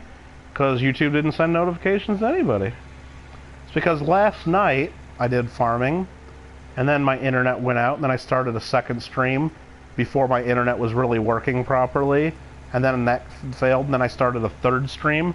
So that was within 24 hours. I've already done 3 streams. So this right here is technically my 4th stream within the last 24 hours. And YouTube only sends notifications for up to 3 streams in a 24-hour period. So nobody got notifications, which sucks. But we got 14 people up in the channel and up in the chat now, though. So when you're out here in the cornfields, sometimes you hear whispers of, if you build it, he will come. So I built the stream, and Lima came in. So I built it, and Lima showed up. If you build it, he will come.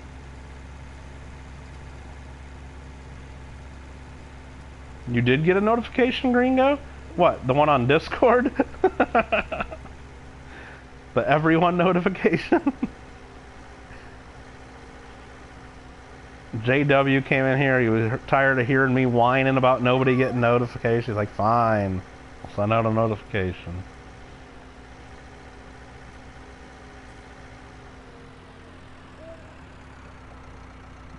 Let's check the chat, check the chat. Oh, you got the OG22 notification. Alright, it's 1932 hours. 1932 o'clock in the game. I'll go park this back by the pigs, because the pigs get messier way before the cows do. Go figure.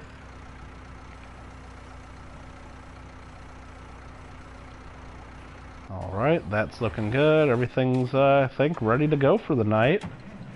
We'll empty this a little bit more, top off our biogas plant. And we're gonna get our truck. Not that truck. This truck. And we're gonna head over to our lookout point. Drive through our fields, we don't care. Better thank a bat cave. Well, let me tell you something about that, Gringo. All I'm saying is, you guys are really lucky that you recruited me to your gang when you did, because I was about ready to join some other gangs or maybe start my own gang, and we would have been in like a 2-way or a 3-way gang war for turf. But you're lucky. That's all I'm saying. You guys are lucky. So there's the sun there. Let's speed up time and space a little bit. We'll go to 15. We'll go 30 times. We'll watch that sun go. We'll watch that sunset as we chat. You jumped on that. Yep. Nubs.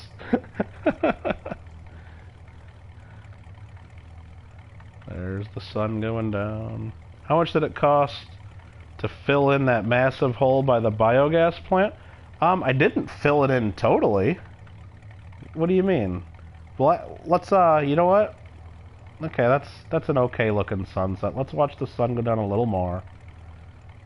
And Game Dweller, how you doing? I mean, I did put a whole bunch of straw in there. Oh, beautiful sunset. Wasn't that nice? We gotta turn on our headlights now. That was beautiful.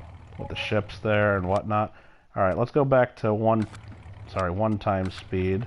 Well, there's still a little bit of daylight, even though I know it's tougher for y'all to see when your phone's in the computer. OG20, well, it's 22 versus 8. You guys got the numbers, I mean. Gotta have competition. Whoa. Whoa. Am I in that truck with you, Kittle? Well, let's see. If you are, we can't see you. Your head must be down. Well, we're not gonna go there. Never mind. Can't see you through the windows, Randy, if you're in there. Now, what was it, Game Dweller? Was that your name? Yeah, Game Dweller. Okay. If you're talking about by the biogas plant, this big stupid hole that they have over here, I didn't fill it in, but I got a bunch of straw that I piled up there. Well, you can kind of see it, but it's not filled in by any means. There's a big hole, and the trees keep getting in the way. Sorry, let me spin around this way.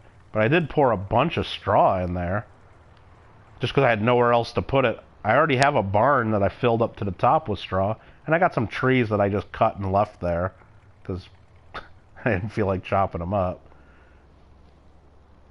But there's a bunch of straw there, for sure. But I wouldn't say that's filled in by, not even close. I could fill it in, it would take forever, and the problem is if you try to dump too much straw there, like just driving over the straw to get in there, you tend to get stuck. So, to really fill it in with straw, like if you want to do that, or fill it in with anything else, straw is just what I would use because it's easy to get. You'd probably need to set up some conveyor belts to really get it in there to fill up. And that might be a fun project at some time. But maybe not for me, though. I'm not going to do it.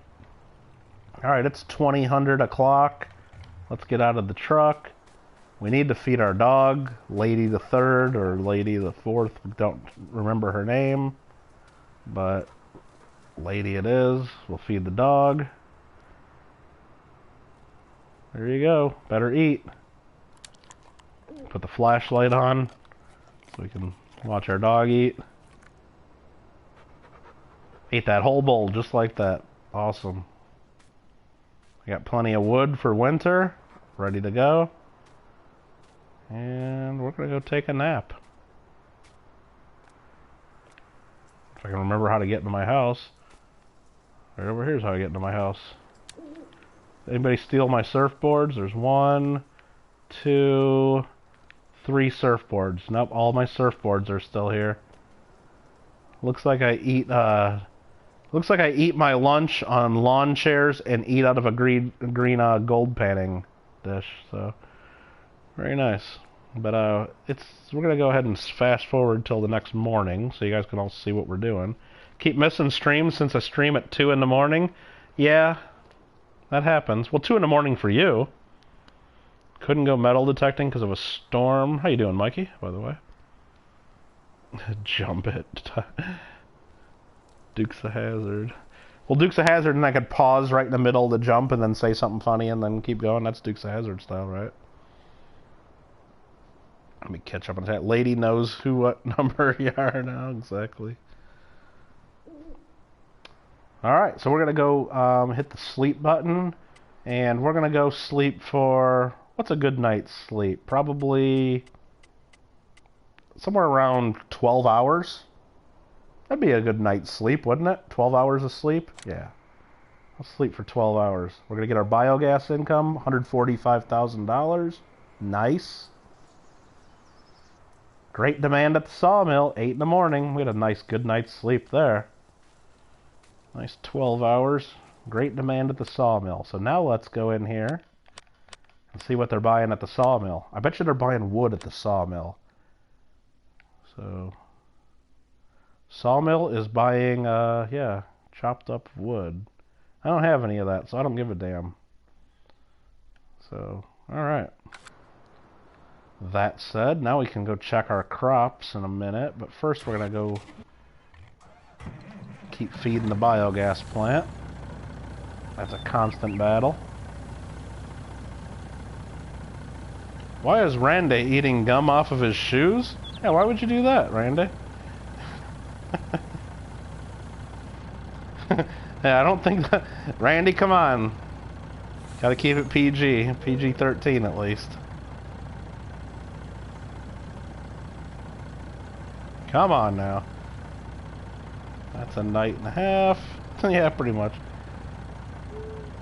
12 hours. I think I've gotten 12 hours in the last 4 days. Well, farm life is tough. You need extra sleep when you're on the farm. I mean, I'm virtually a farmer because I play this game. I mean, I'm a virtual farmer. Does that virtually make me a farmer, though? Or am I just a virtual farmer? I don't know how that works. Okay, that was a bad backup job, but it got the job done.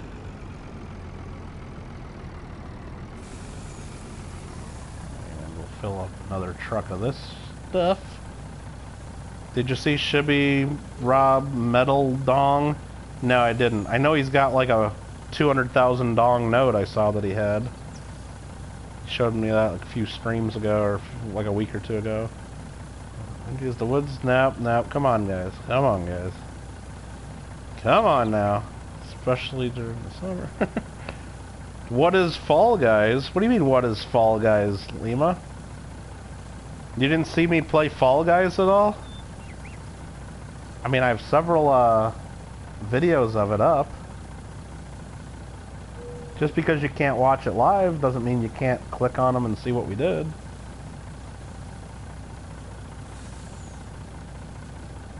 Alright, so that's going to fill up. Let's go check our other fields and see what the status of them might be.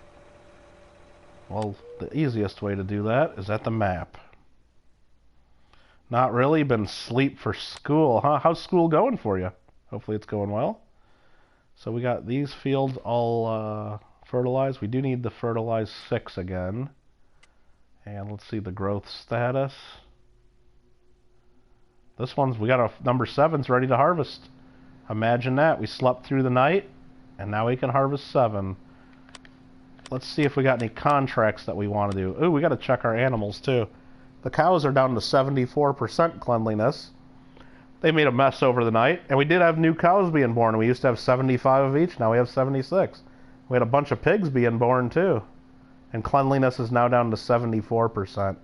Ooh, we really want to keep up with that, because we're going to have a big pile of food that we can't clean up at the end again. So let's try to clean this up. We're going to have to buy that lot next door just to clean up again at some point. Oops, didn't lower this enough.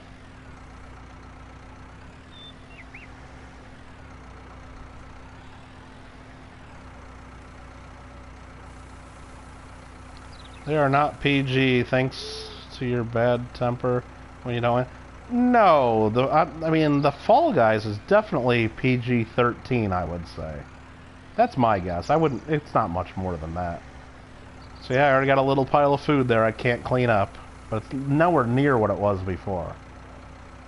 So eventually we'll have to buy the field next door again, and so we clean that up. And I guess, you know what, we'll drive down and clean up the cows too while we're thinking about it, while we're in this vehicle. We're only at 1 F word so far tonight. Oh, I'd let one go tonight in this stream? Yeah. Wasn't even thinking about it, JW. Oh well. Going like it always goes.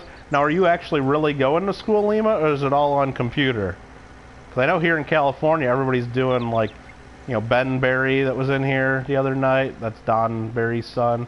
He's doing it. It's all just on computer here in California. F stands for fun. That's what they mean, Lima. I would never say the real F word in a stream. Probably not. I say it a few times when I play Fall Guys. I'm not gonna lie about that. That game's crazy. I said poop a few times, says Johnny. Yep, I probably did. I probably did. Alright, so let's go around this side, or try to at least. We do need to buy... Look at that pile of manure, too. We're going to have to tackle that eventually. I'm going to have to buy a milk truck, too. Because eventually we're going to want to take the milk from the cows and go sell it.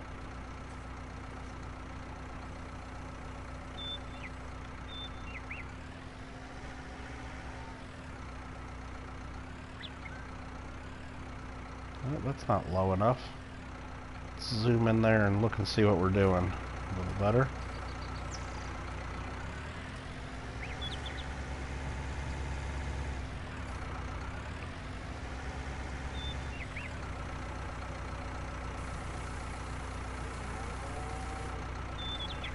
Wrong, Chicago's winning. So does that mean the Cubs are winning?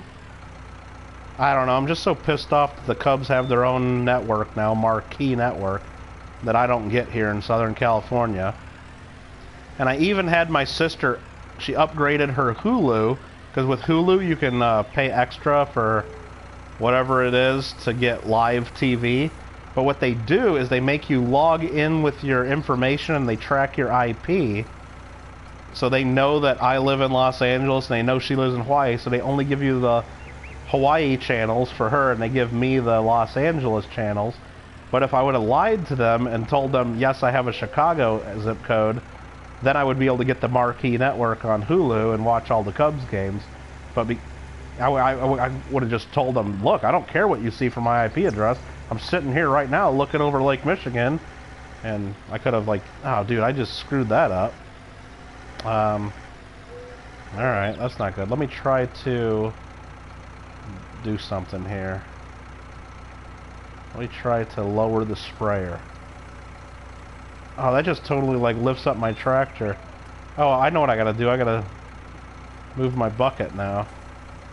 Okay, that's what was messing me up. Okay, and now let's raise the sprayer again. Okay. Crisis averted. But yeah, I guess if I would have told them I lived in Chicago, I could then watch all the Cubs games through Hulu and just cast that to my TV, but I don't know. I might have to make a phone call to them. Oh, nah, the Sox. Okay, I thought you liked the Sox and you were saying the wrong team. Bummer. Okay. I saw earlier it was like tied, but U is for you and me. No, have you ever seen that Saturday Night Live skit? And if you haven't, you could probably watch it on I know if you Google it, it'll either show up on the NBC or it'll show up on maybe even on YouTube. It's where the kids have the shirts that spell out F-U-C-K, and they're just standing around and they're singing the kids' songs, but they are standing out of order. But as soon as they get close to standing in order, Tim Meadows tackles them, and it's called Jingleheimer Junction. It's like it's supposed to be a kid's show, and you know, U is for unity, C is for caring, K is for kindness, and then Fred Friendship or something shows up to join the kids, and the guy's like, oh no, I don't like this, and the kids don't seem to realize what they're spelling. Jingleheimer Junction, Saturday Night Live. It's worth a watch.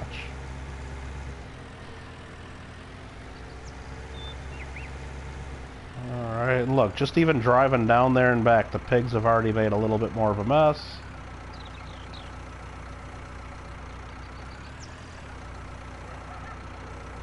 Jeremy taking off. Alright, have a good one, man. And that wasn't enough. A little bit lower. There we go.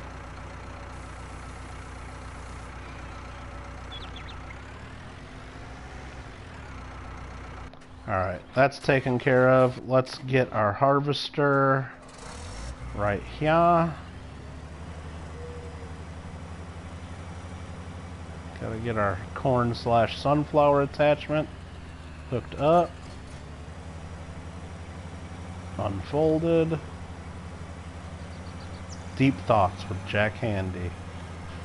those are pretty funny, Gringo. I used to like them when those came on. A lot of them were just really stupid, but I guess that's kind of the point. Most of them were pretty stupid, but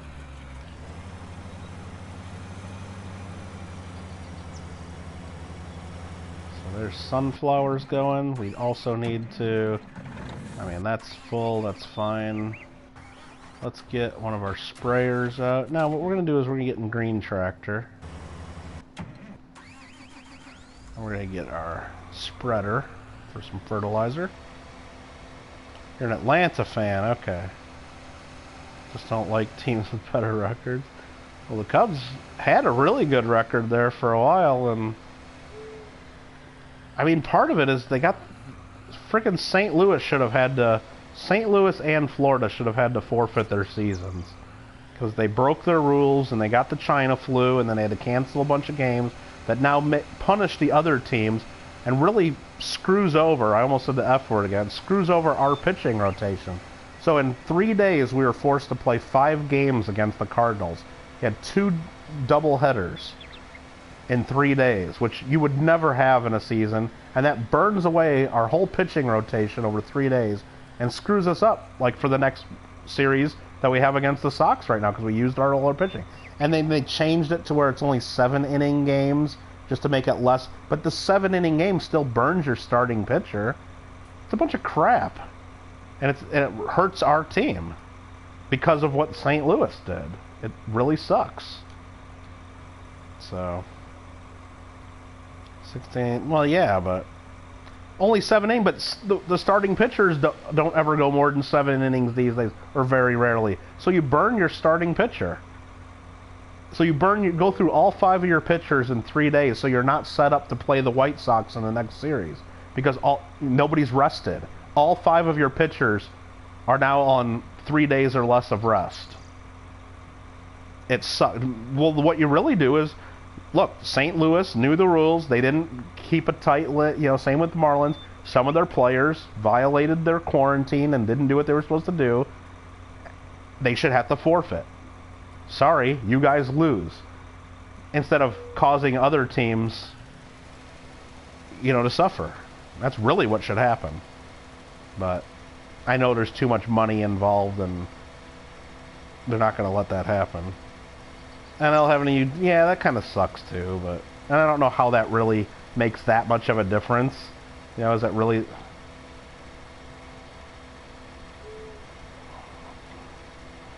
Who knows?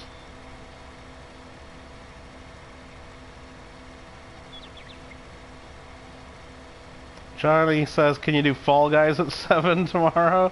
I could have done Fall Guys right now, and I thought about it, but I called my sister first to see if she wanted to play Fall Guys. She just ignored my text, never got back to me.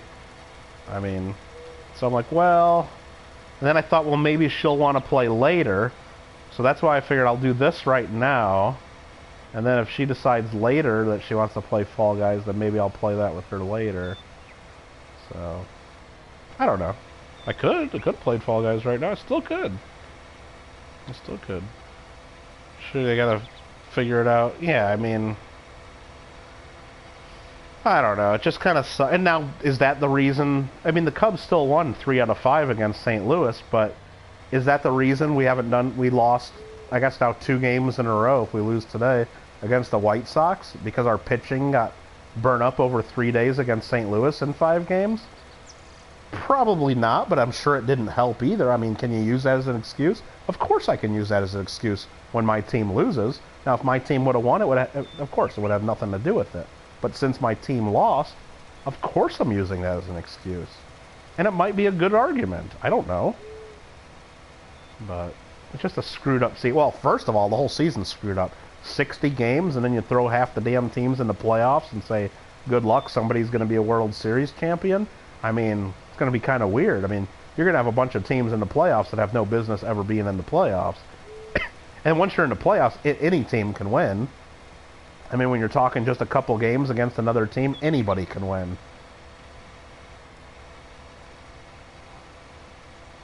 Kind of crazy.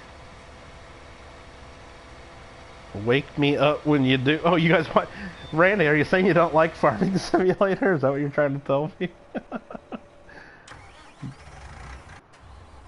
I don't know. And that's the thing. I get other people complaining when I don't play Farming Simulator. I'll play Call of Duty for a few days, and then I'll play...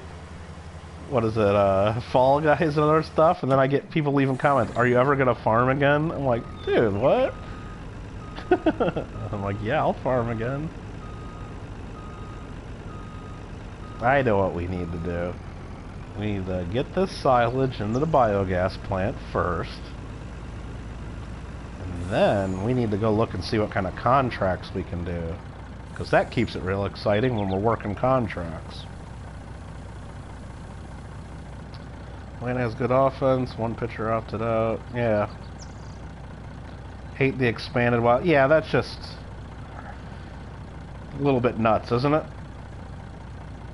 This channel was built off... Well, yeah, exactly. My sticker's a tractor tire. So.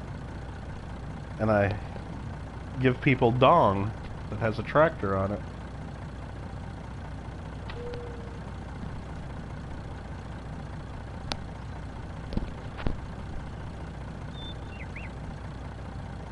Oh yeah, I really don't like the one game play-in game, right? with the wild card. I mean, it should be a 3-game series, you know, when you get that far. Now, I guess if 2 teams tie for the division or 2 teams tie for the wild card, then yeah, I guess you got to have a game 163 to break that tie. That's always been the way it's been for, like, if there's been a tie for the division, or even back further if there's been a tie for the league when it was just the 2 teams. But yeah, once you pick a wild card team like that, or now I guess 2 wild card teams, to have a 1-game playoff, it's just, come on, so much can happen in 1 game, and really, depending on how you're set up, your rotation set up, do you put your dominant, every team's got 1 pitcher that's like their ace that's better, and it's like, it all comes down to 1 game. That's just too much after a long season. Can't really wait to get the new dog. Yeah, I gotta see what he got me. He says it has elephants on it. I didn't even look it up to see what it looks like. Haven't even looked it up, but we'll see what he came up with there. Alright, so what do we gotta do? Contracts, that's what we were thinking of. Alright, cows are at 100% clean. That's good. 80% productivity. You know, I'm happy with 80%. We could get up to 100% if we made them total mixed ration for dinner instead of just giving them silage, but that's a lot more work. Ooh, we're up to 15,000 liters of milk. Before we get in there, let's squirrel on a little bit more. Let's go take a look at, what do we do here? Animals? Is that where this is going to be? The milk trucks. How many liters do these hold? 8,000? Well, we're going for the big boy, 32,000 liters, I believe. So we don't need to empty out the milk just yet. We got to buy a milk truck. I think it also holds water, it looks like. So I could use this as a water truck, too. Nice. Can I use my existing water truck, then? For milk? Let me look. Is this the same one I got? No, I don't have this truck. I got a different water truck. Let me look here. Which one do I have? Is it under trailers? No. Which water truck do I have? I have... Is it under miscellaneous? No.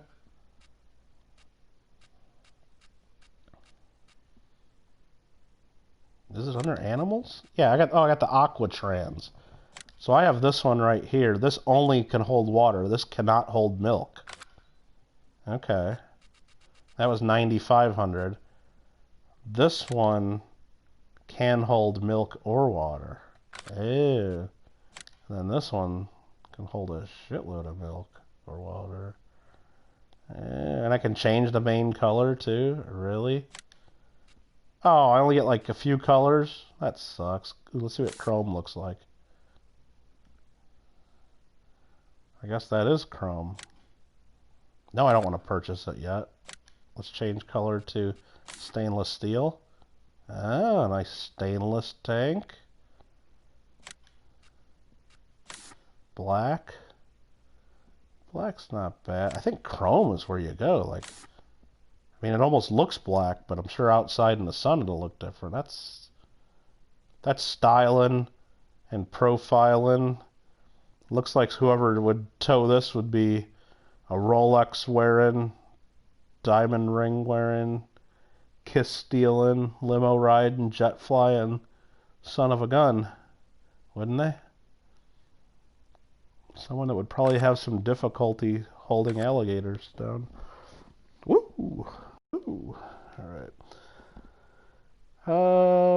Not really salty about the wild card. Yeah, I mean, I guess if, you know, your team wins a game like that, then it's one thing, but even with expanded Mariners, yeah.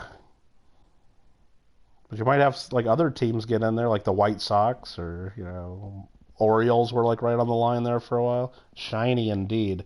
What I gotta look at first, do I still have a truck down there? Let's take a look real quick. No, I don't. Let's,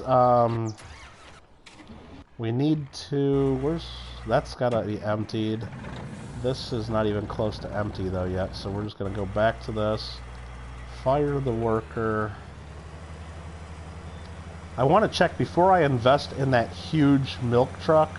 I want to even be able to see if I would be able to get that trailer down there, because without doing a bunch of landscaping.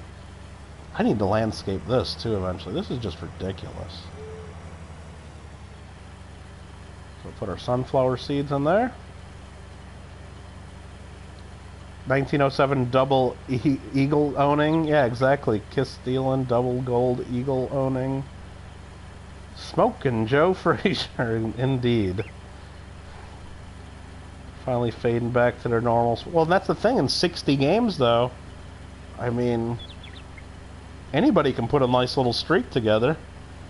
Just to be a weird season.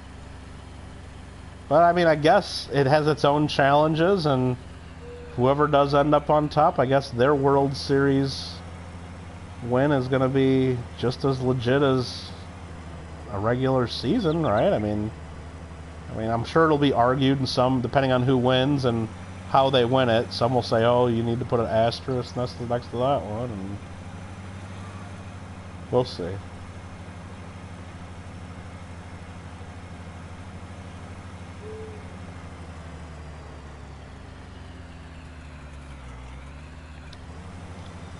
we get some more sunflowers. That's good there, that's good. And did we totally fertilize that field? Let's look at make sure they did a good job on field 6. Fertilize, is it dark blue? Yeah, looks like they got it all.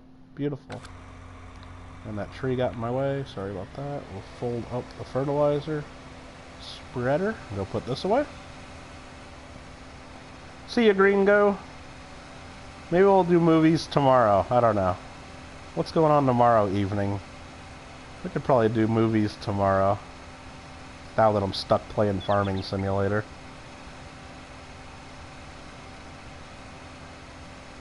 Even if Gringo says we can't do it, we'll just do it anyway.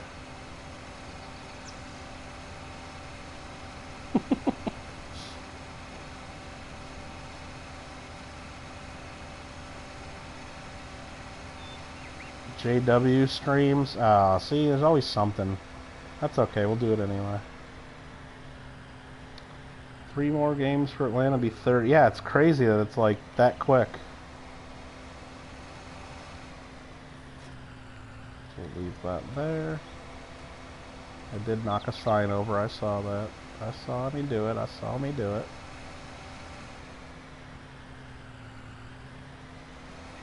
And we were going to look at contracts is what we were going to do here.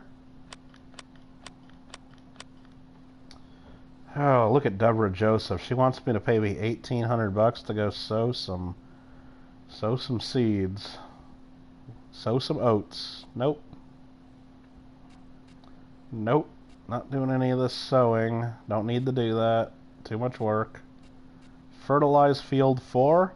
That's pretty easy to do. Should we do it? Maybe. Let's see what else is on the calendar. Fertilize field 8. Pretty easy to do and a lot of money. 28 grand. Harvest cotton. Not gonna do it. I think we're gonna fertilize field 8. We're gonna accept the contract, or are we going to use their stuff? 4 grand? If we don't, we'll use our own stuff. So we're gonna accept this contract. Fertilize field 8, and I guess we'll take this right back and get our fertilizer spreader. I believe the solid fertilizer is cheaper than the liquid, so we'll go this route. I think that's true. And field 8 is right here next to us, so real easy. Kittle is quite the instigator. No. I don't ever start anything. Never. Never. Just find all the silver real quick. Yeah, JW. JW just needs to start the stream and say, look guys, it's the same coins I've been rolling week after week. I'm not going to BS you. You don't BS me. I've already divided who gets what silver. Let's cut the BS. Let's not go through the little charade. This is going to you, this is going to you, this is going to you. Let's do the end of stream video, end of stream giveaway, and then we're going to go watch some movies. Stream will be over in 7 minutes. That's what it'll be. Stream will be over in 7 minutes. And then we'll take a little pause. Let's do our super chat train that JW would have got during the stream. We'll all give you a few bucks. And the stream is over maybe 10 minutes. 10 minutes tops. There we go. Then we can go watch movies. Perfect. I like that idea. Okay, so we're going to fertilize this one. It's like, look, why make me undo these, roll them, re-roll them over and over? You know what's in there, you know what. I put them in separate piles. I drew numbers, and like what do they do? Like right before like price. Oh, we picked number in advance to see the order of who goes first, and we drew backstage, and here's who gets what, and here's your coins, and you'll get them in the mail in 3 to 5 business days, and thanks for playing. We'll see you on Wednesday. End of stream giveaway. Enter 1 in the chat.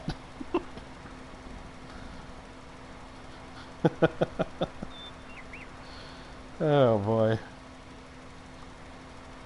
I can feel a strongly worded email or Facebook message coming from JW like, shut up, Kittle. No. Raymond Martinez, how you doing? Been a while since caught one of your midnight streams. Well, yeah, we started our midnight stream a little early. Well, maybe it's midnight, I guess, East Coast, because it's only 9 o'clock for me. But now, doing all right. Hopefully you're doing well.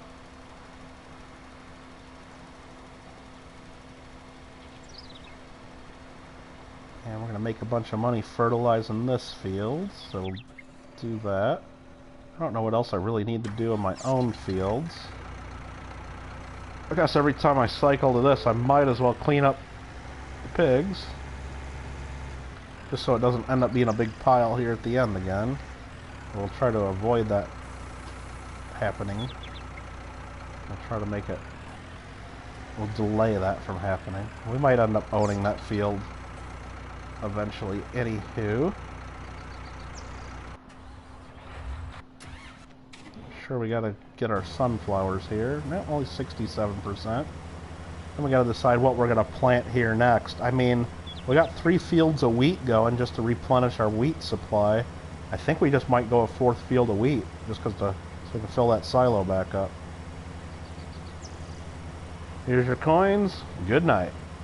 Pick a stack of marked coins and you get what you get. Yep. You get what you get.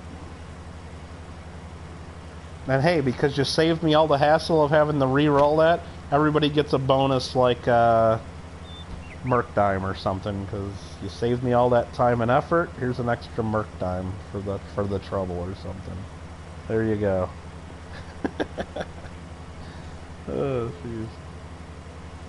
Been good. Just started school. I missed it, Lima. Did you say if it's real school or on the computer or not? You probably did say, and I just missed it. Let me scroll up. Not allowed to return coins. What? You're not allowed to return coins if they're not in bank sealed rolls? What the hell does that have to do with anything? That's weird. Although I did go to the grocery store today, my total was like whatever ended in 48 cents. I paid in cash and I had 2 quarters in my pocket. And they told me, we're all out of pennies. Is that going to be okay if I don't get... I'm like, And then I said, well, I guess you guys just owe me 2 cents next time I come here. And the person looked at me like I was being serious. And I'm like, no, it's fine. And I just like, it's like, I got a little bit pissed, but it's like, I got shortchanged 2 cents at the grocery store.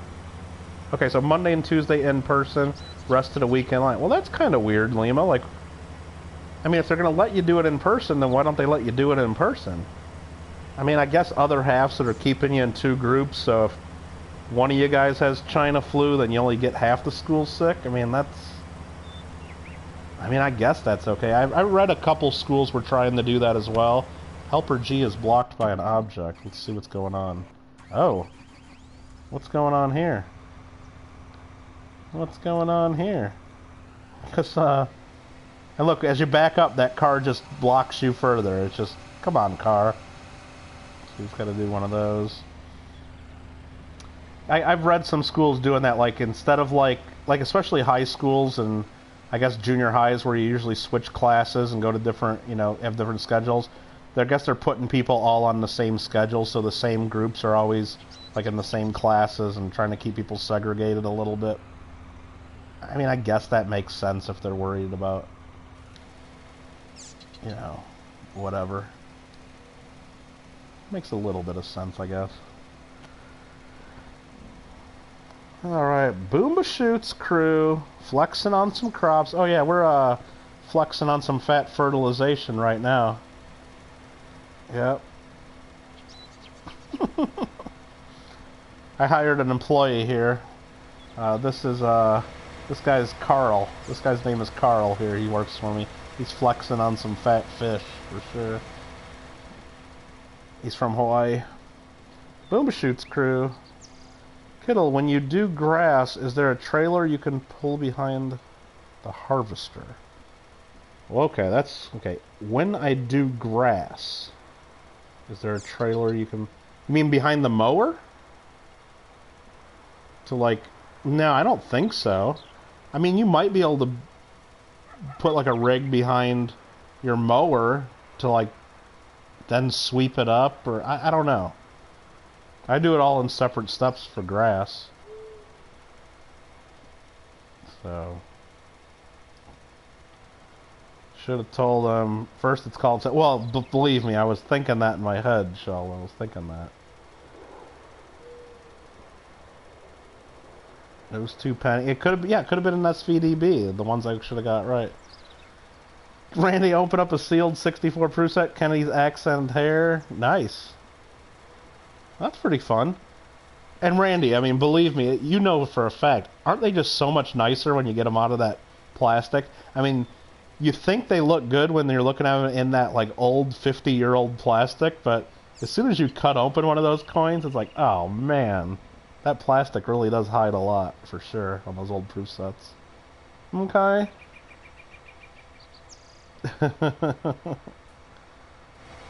Well, yeah, it's real. Randy's got the real deal.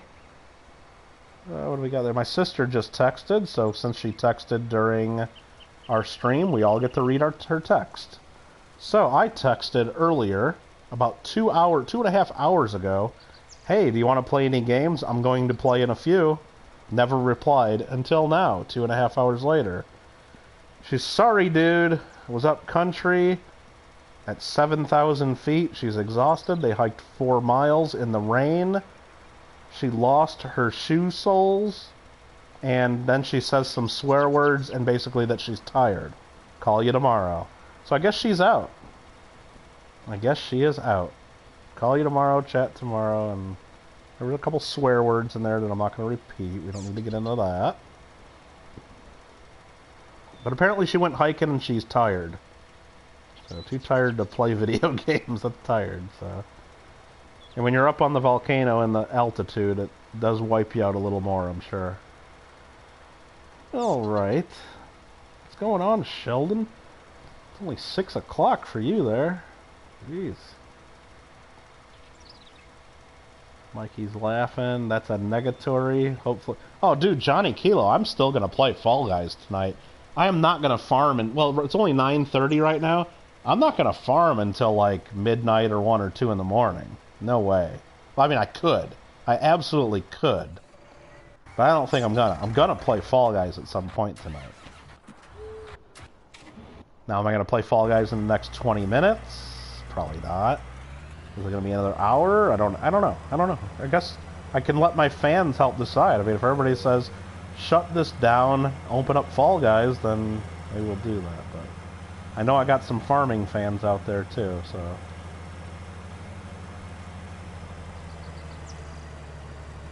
We will be playing Fall Guys tonight. I need to. Gotta do it. You're opening your other... So you gotta have a plan, Randy, though. You're opening it, and then what do you do with the coins once it's open? Do you have nice flips for them to put them in, or do you put them in 2x2s? Because you don't want them just to get nasty. You gotta keep them protected.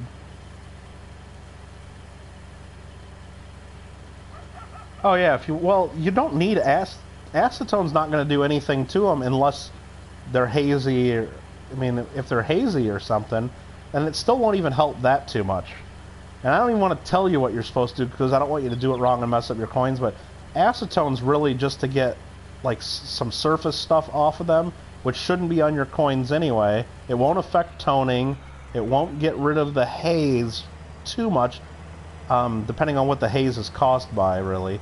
But acetone's really not going to do anything, I don't think. Not what you think it'll do. Really, you need I'm going to put my pipe in to get through here. Really, what the answer is, use Easiest, which is like Jewel Luster. It's a jewelry cleaner. And you weaken that solution because you don't want to use it full strength because it will damage proofs. It eats the surface of your coin is what it does. But if you use it real quick and then neutralize it and know what you're doing, you can get toning off your coins, you get haze off your coins, you can make them look brand new. Depending on what the coin looks like now. Like if it's just a little, like it really works, for example, I'm sure you guys have all seen like the 1970s brown box proof Ike dollars. They get in those brown boxes and they're often hazy and ugly. You can pop those out, put them in like a 25% solution, 1 part of the Easiest, 3-4 parts water, something like that. You swish it in that solution real quick, then you run it under water to clean all the solution off, and then you dip in acetone to get the water and any contaminants from the water off your coin, and that thing will look brand new like it just came off the press.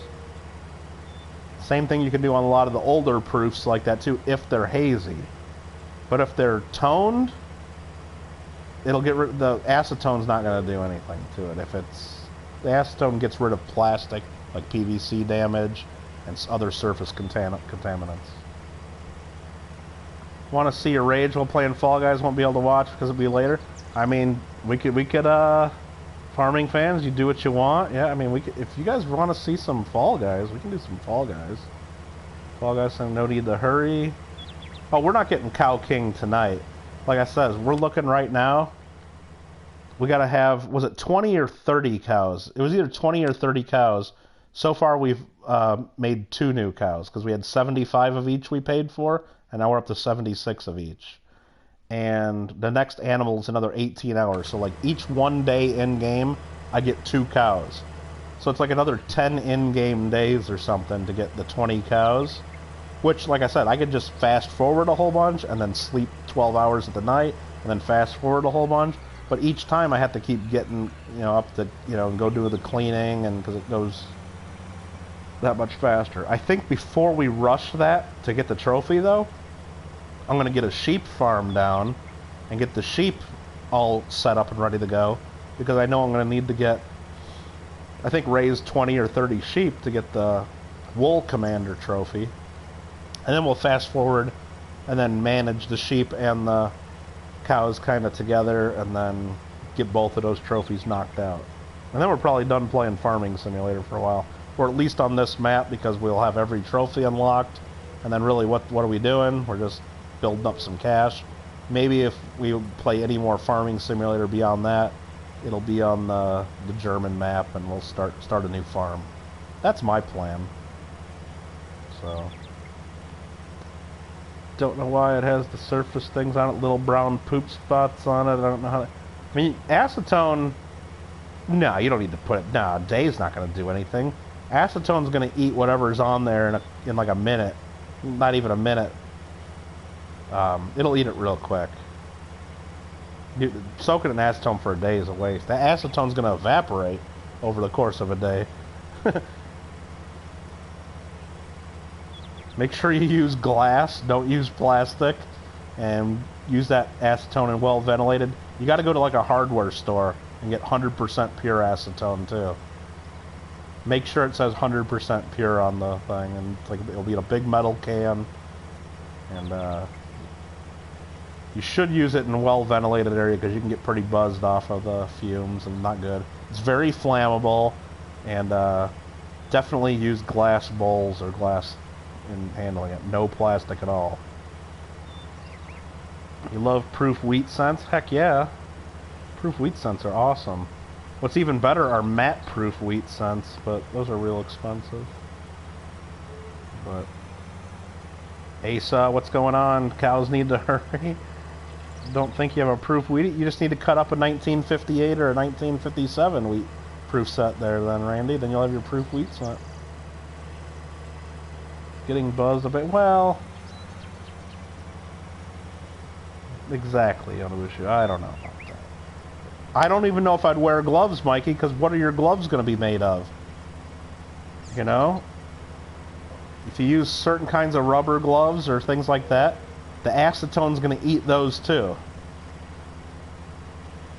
It won't eat them immediately, but even if it eats it a little bit, then that stuff from your gloves is now in the acetone with your coin, and is that stuff going to end up on the surface of your coin? Because then it's not pure acetone anymore. Whatever so you'd have to make sure your glove, maybe even test it, like have an extra one in your gloves and leave it like in some acetone for a while, make sure it doesn't eat into it. But yeah, I just use my bare fingers, put it in the acetone, swish the coin around, take a look at it, maybe if I gotta do it again, swish the coin around, and then I wash my hands, and then yeah, use some lotion or something like that, because all acetone does on your fingers, it just really dries them out. Now, it tells you all over the bottle, don't do it, don't let it contact your skin.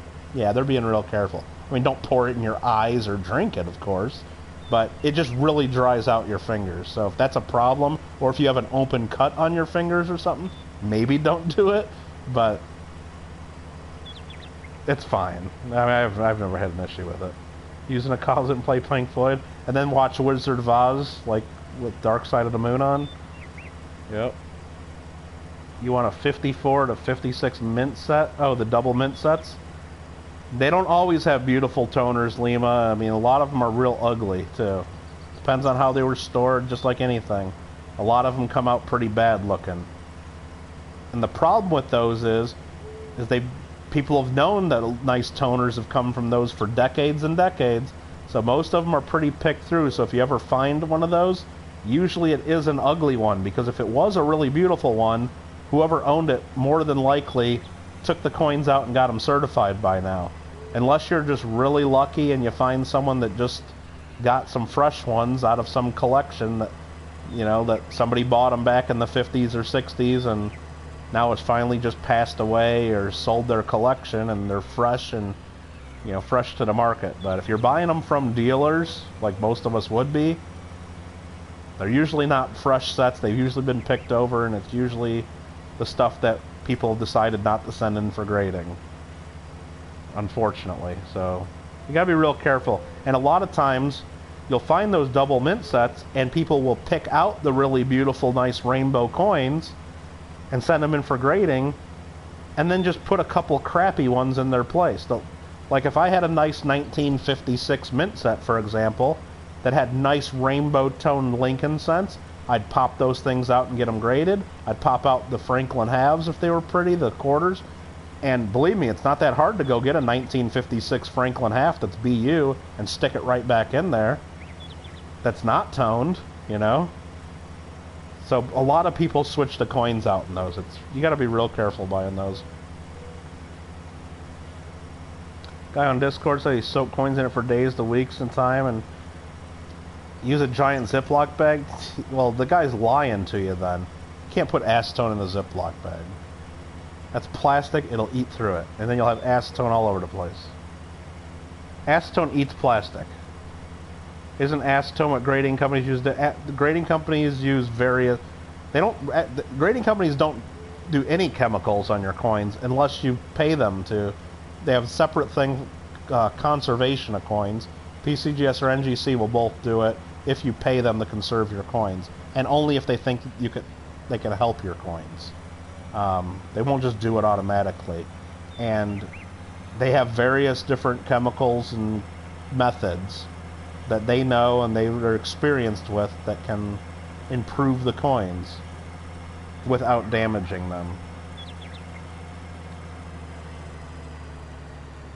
Please don't leave those two standing. Yeah, I know. Doesn't that bother you when they just miss like 2 sunflowers? And exactly. But acetone really doesn't do too much. It cleans off. It's mostly made like if you have coins in old PVC flips and you got a little sticky layer on top of your coins, PVC damage, it eats all that off and gets plastic off your coins. And it does get a couple other things off your coin too and kind of cleans it up. But there's other chemicals that actually do the real cleaning and getting stuff off your coins. But you gotta be real careful with some of those because acetone doesn't eat metal, it just cleans things off the surface, so it doesn't really do much. The other solutions actually eat into the metal of your coin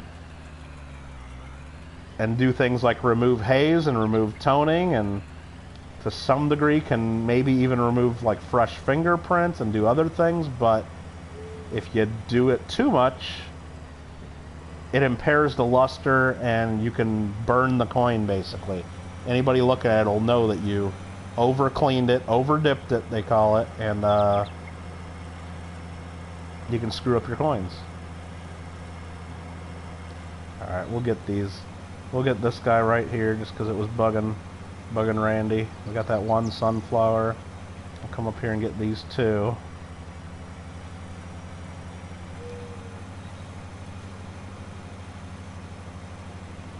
Alright, now we got 1 liter of sunflowers in our harvester. A whole liter. Alright, we gotta go back to where we stopped. Way over here, never mind. Saw 56 mint set. Didn't have the money. Now, so acetone, here's what I do. Like, if I have ugly proof coins, and that's the only things I ever really try to clean myself. Anything else, if it's worth money, I'll pay NGC and PCGS to clean them for me, because I don't consider myself as experienced to do it. And if I'm doing it, I want to make sure the coins are going to be gradable, so I'll pay the grading companies to do it, because if you're paying them to do it, then they're not going to call it, in most cases, they're not going to call the coin clean after they do it. But if you do the cleaning yourself and send it in, there's a good chance they'll call it clean because they're not the ones that did it, you know, so. But, yeah, if you screw them up, you got to melt them. Yep, exactly. No, so what I do is if I got ugly proofs and I want to make look better, and I don't do it on expensive stuff, I'll do it just on, like I said, silver Ike dollars that are ugly, because those are no premium really, they're just worth the silver value, maybe a little bit more. And I'll do it on proofs from the, you know, 50s and 60s that don't have huge premiums, just to make them look a little nicer from time to time. And like I said, I use the easiest coin cleaner, jewel luster, like jewelry cleaner basically. I mix that 1 part of that with like 3 parts of water, because if you use that stuff full strength, you don't have as much control over it. The reaction happens too fast. If you mix it with a few parts of water, it's just as effective, but the reaction's slower, so you can actually see what's going on and stop before you go too far. So what I do is I have that. I put the coin, I just hold it in my hands, swish it around in that solution a few times, look at the coin. If it needs a little more, I swish it around in that solution a few more times until I think it's good. Then I go right over to my sink. Of course, I put the stopper in the sink just to make sure I don't have any sink coins going down the drain. And then I put the water on, and I rinse the coin under my sink for a good 10, 20, 30 seconds, so all that jewelry cleaner is off the coin and off my fingers. So then I got a nice clean coin that I've ran under my sink a whole bunch. And then I take that coin and put it in pure acetone, because, you know, tap water has various minerals and fluoride and all the different stuff in it that when that water dries, it might leave very small spots. So you go to acetone last, which cleans everything off the coin, and then I just go set that right on a paper towel out of the acetone and just let it air dry. And I might pat the top of it with another paper towel. I just set it on there. I don't even, no rubbing, no moving. Don't do any of this BS people tell you, oh, I do it the right way, I clean and I just roll Q-tips. No, don't do any of that stuff. That's putting something across the surface of your coin and can leave fine scratches. Even a Q-tip can scratch your coin if it's a proof, especially. So don't do that. You don't need to. So I do pure acetone last, and then let that thing just so that after you've rinsed the coin in water and then gone into acetone, there should be nothing on your coin except the acetone. Oh, there's another sunflower for you, Randy. And then when the acetone evaporates off, because it just evaporates naturally, there should be absolutely nothing left behind on your coin. No spots, no nothing. Now, if you look at it and there is any spotting, or after the acetone evaporates, then repeat the process. You know? That's what you got to do. But I've had pretty good experience doing that. Yeah, I don't want it to smash my sink. So you got to be careful. And like I said, I'd rather have my bare fingers holding the coin, nice, get a good grip, than doing it in gloves, especially going through any of those chemicals. Now they make like different kinds of tongs and stuff you can do, but I'm telling you, if you use plastic tongs and acetone, that stuff's going to melt, and it's going to be wrong. And I don't want to use metal tongs anywhere near my nice coins, because you're just asking for a scratch. So I'd rather have bare fingers holding the coin, so there's no issue. I'm not gonna drop it if it's in my. Or I'm much less likely to drop if it's in my fingers than if I'm wearing gloves or wearing whatever. So you regret the 16D a little bit? Oh, the one you just bought, Asa? Why is that? Because my advice to collectors is, if you don't like the coin the day you got it or right after it, you're never going to like it anymore in the future. It's just going to be worse and worse. So if you don't like it right away, you're never going to like it. So get rid of that thing. That's the thing. If you don't like it right now, get rid of it, because it's never going to be any better. You're not going to decide a week from now, you know what, after all, I was being a little hard on it the day I got it. He said hard on. I was being a little hard on it the day I got it, but you know, now it's all better. Now I agree, I really love it. No, that's not happening, and you know it. If you don't like it now, you're never going to like it. But there's somebody out there that will love it, so get rid of it. Buy something you do like. Life's too short to have coins that you don't like. And you know, the show's probably over, or you probably can't return it. And because most dealers don't really like when people come back to return, or they don't even allow that. But depending on your relationship, I mean, or you can go sell it to someone else. Now, if the show's still open and you did decide to go back to that dealer, the way I would approach it in a fair way, and I wouldn't mind customers doing it to me, and say, look, I bought this coin from you yesterday. It's not about the price, just after thinking it, I'm not in love with the coin, I'm having second thoughts. Would you take it back in trade, or what would your offer be back, or would you be willing to buy it back, and what would your offer be? Don't just expect to be full price, things like that, you know. I mean, because sales are final at coin shows. You can't just be going expecting. Now, some customers do expect to be able to return things, and I guess depending on the customer, depending on the coin, I guess sometimes I would, but it just leaves a really bad taste, and dealers get pissed off. And some dealers can get really pissed off, but I mean, there's nothing wrong with having a key date, though, especially, you know, if you know you're going to upgrade it, it's nice to have an existing one, because, you know, if all the prices of 16D Merc Dimes double in the next year or two, at least you have one that's doubled to help you get towards the one you want. Like, if you didn't own one at all, then all of a sudden you're going to have to pay way more, but it's nice being in the market and having a piece of that market. Something to be said for that, but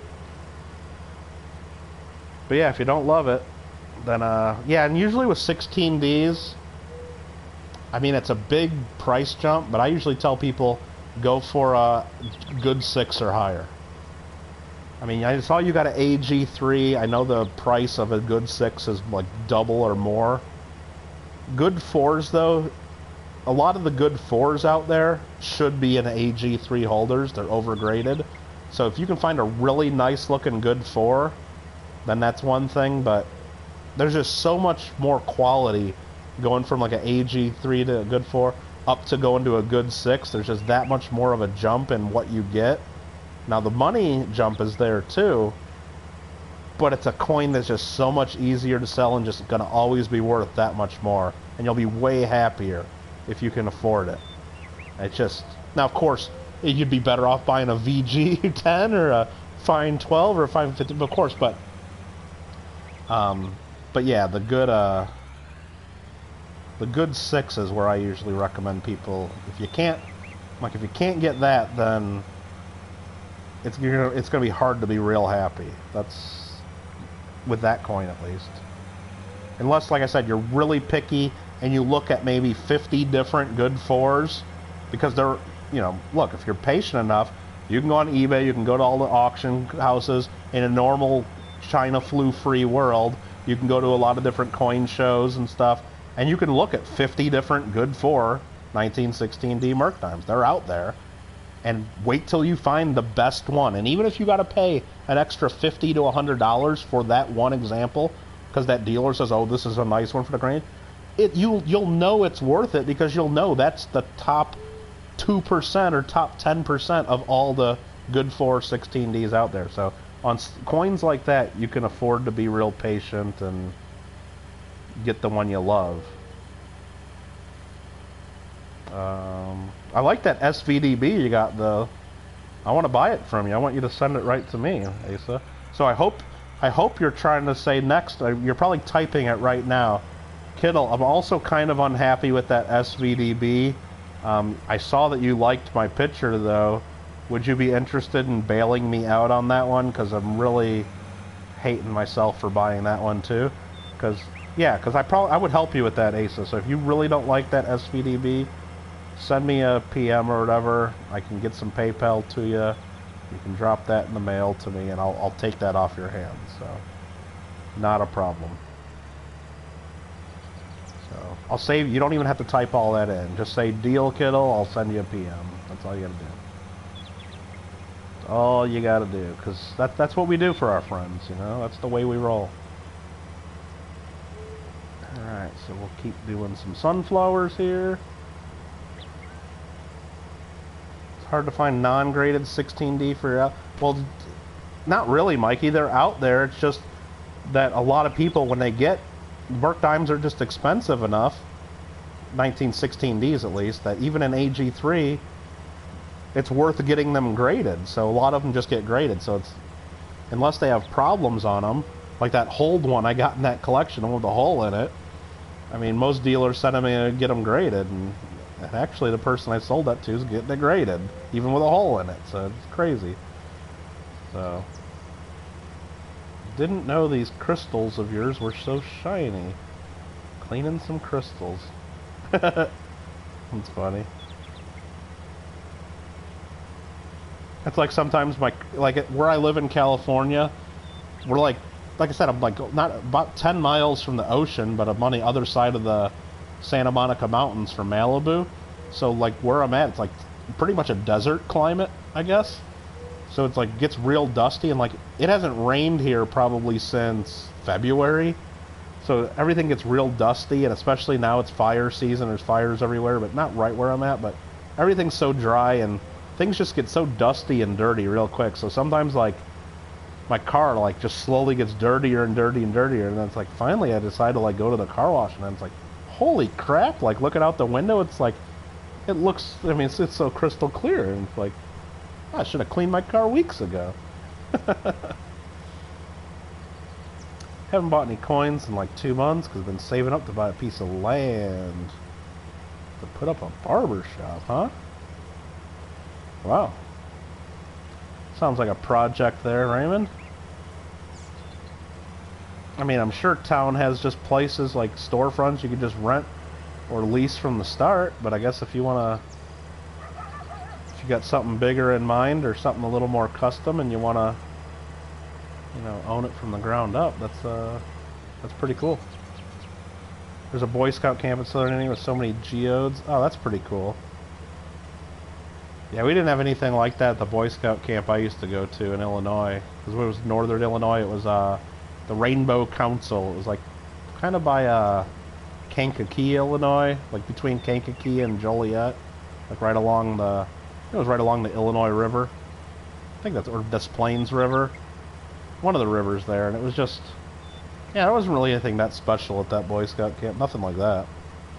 Just a bunch of woods and trails and a river and, you know, nice shooting range. Get to play with guns and knives and all the fun Boy Scout stuff.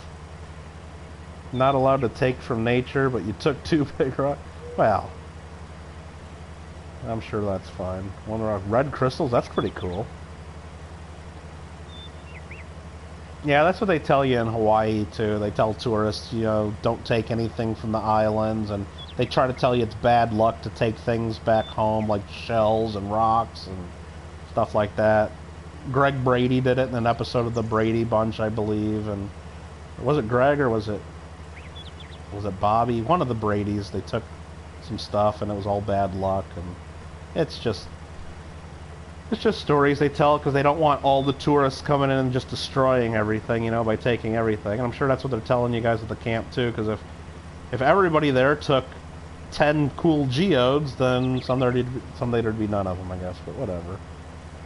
Lots of fossils and stuff. Yeah, we would find arrowheads and some fossils and stuff at our Boy Scout camp. I guess that was kind of cool because there's a lot of Native American history in the area, and you'd find fossils, and every now and then you find arrowheads. That was kind of fun. Well, have big tippet coins held? Well, always. The key dates are always the best things to get. I'd rather have a few key date coins than a bunch of average common stuff.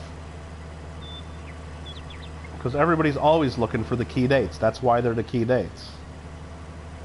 They're always in demand. Now, of course, they go up and down in value from time to time, but over the years... And actually, you can look at it if you're curious about it, Asa, is go to the PCGS website. I don't know exactly where on the website, but some of you guys are good at Googling and good at navigating websites. On PCGS, they have what's called the PCGS 3000 Market Index, I believe.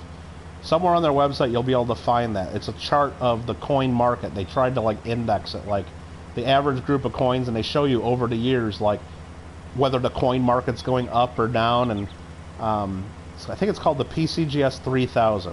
And on there, you could actually separate, like, how much or they actually explain average coins versus key dates, how they've performed over the years. And you can actually see in charts that basically key dates have done way, way better than just the average collector coins. So key dates are the way to go for sure.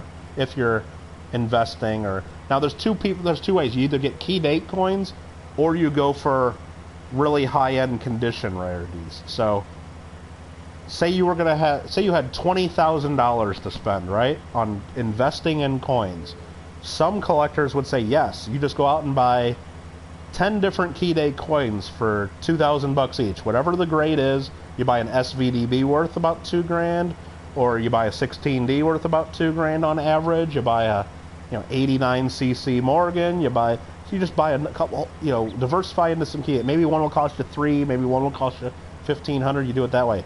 Or some collectors would say, you go out and buy an 1880s Morgan dollar, most common date there is pretty much, but you buy an MS68 for $5 grand.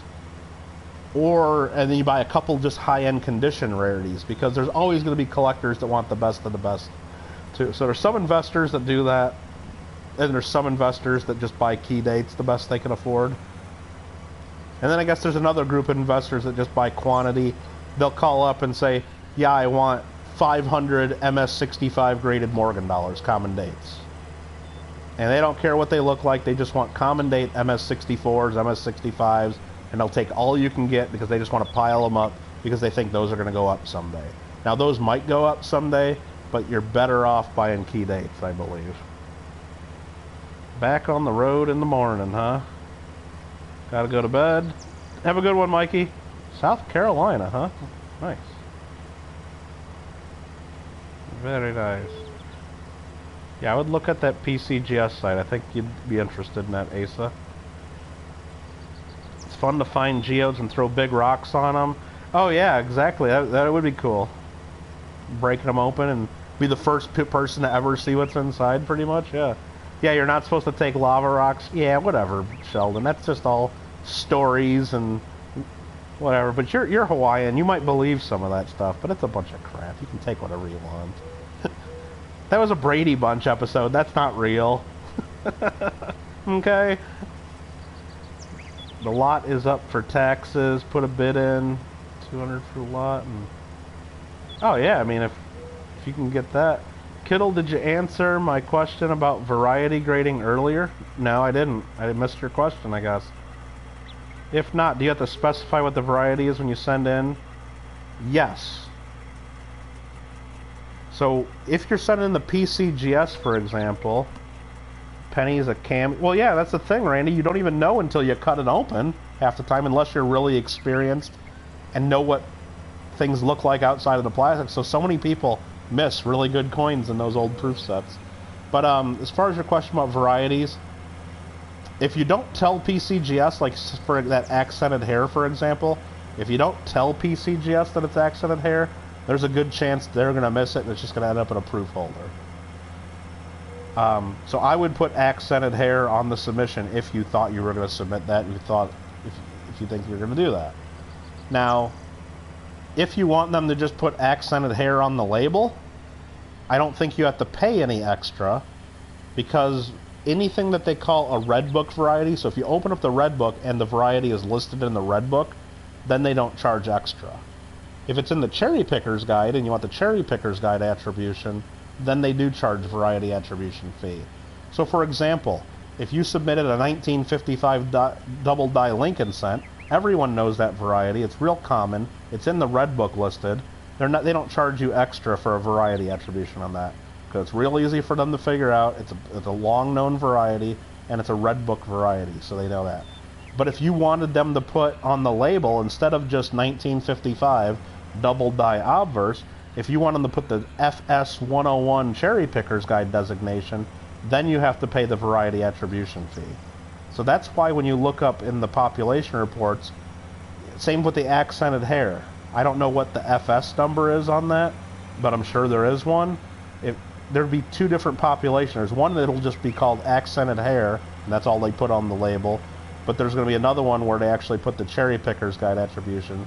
So it's the same exact coin, two different coin numbers.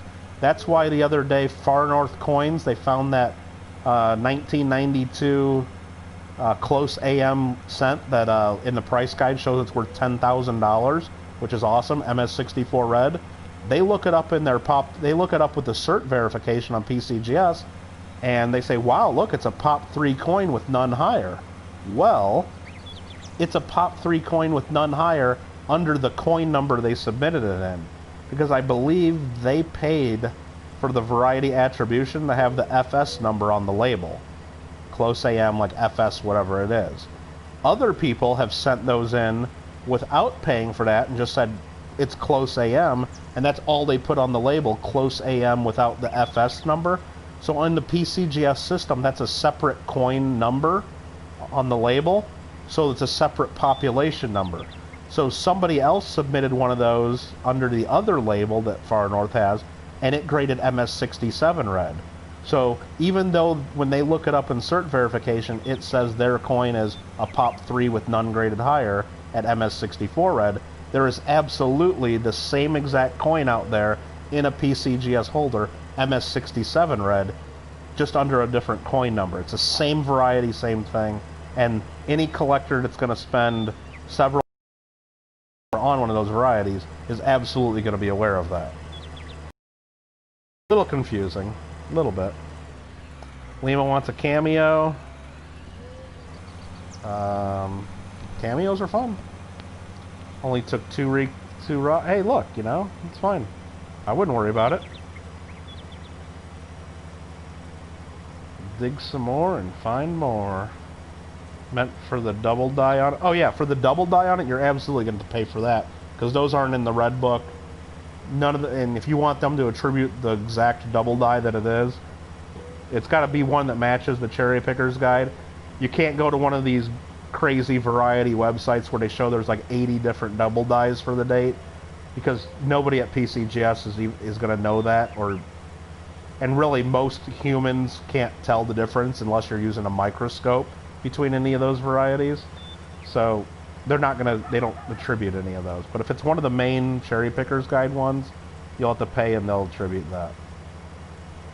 If it's one of the weird varieties that's not in the cherry picker's guide, then you have to send something, maybe the ANAX, and maybe you'll tell them, oh, it's so-and-so's variety number 38. It's on their website. They might put that on the label. ANAX does stuff like that, but PCGS and NGC won't. Seems needlessly complicated and tricky. The whole variety thing on it, well, you got to think about, PCGS have been certifying varieties well before the cherry picker's guides were popular. So when somebody would submit something common, a major variety like a close AM, right? They would just put it in the holder, close AM, and assign it a coin number. Then when the cherry picker's guide comes out, you got other people wanting to say, well, this is also in the cherry picker's guide, I want it to say FS whatever it is on the label.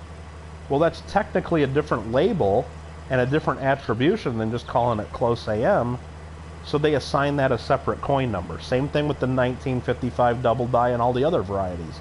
The major varieties, there's just ones that only say the variety on the label, and then there's others that also give it the cherry picker's attribution. They're listed as two separate coin numbers depending on what the customer wants on the label. And it's just the way they've done it, because they started grading the stuff before people wanted those attributions. Or maybe even before some of those attributions even existed.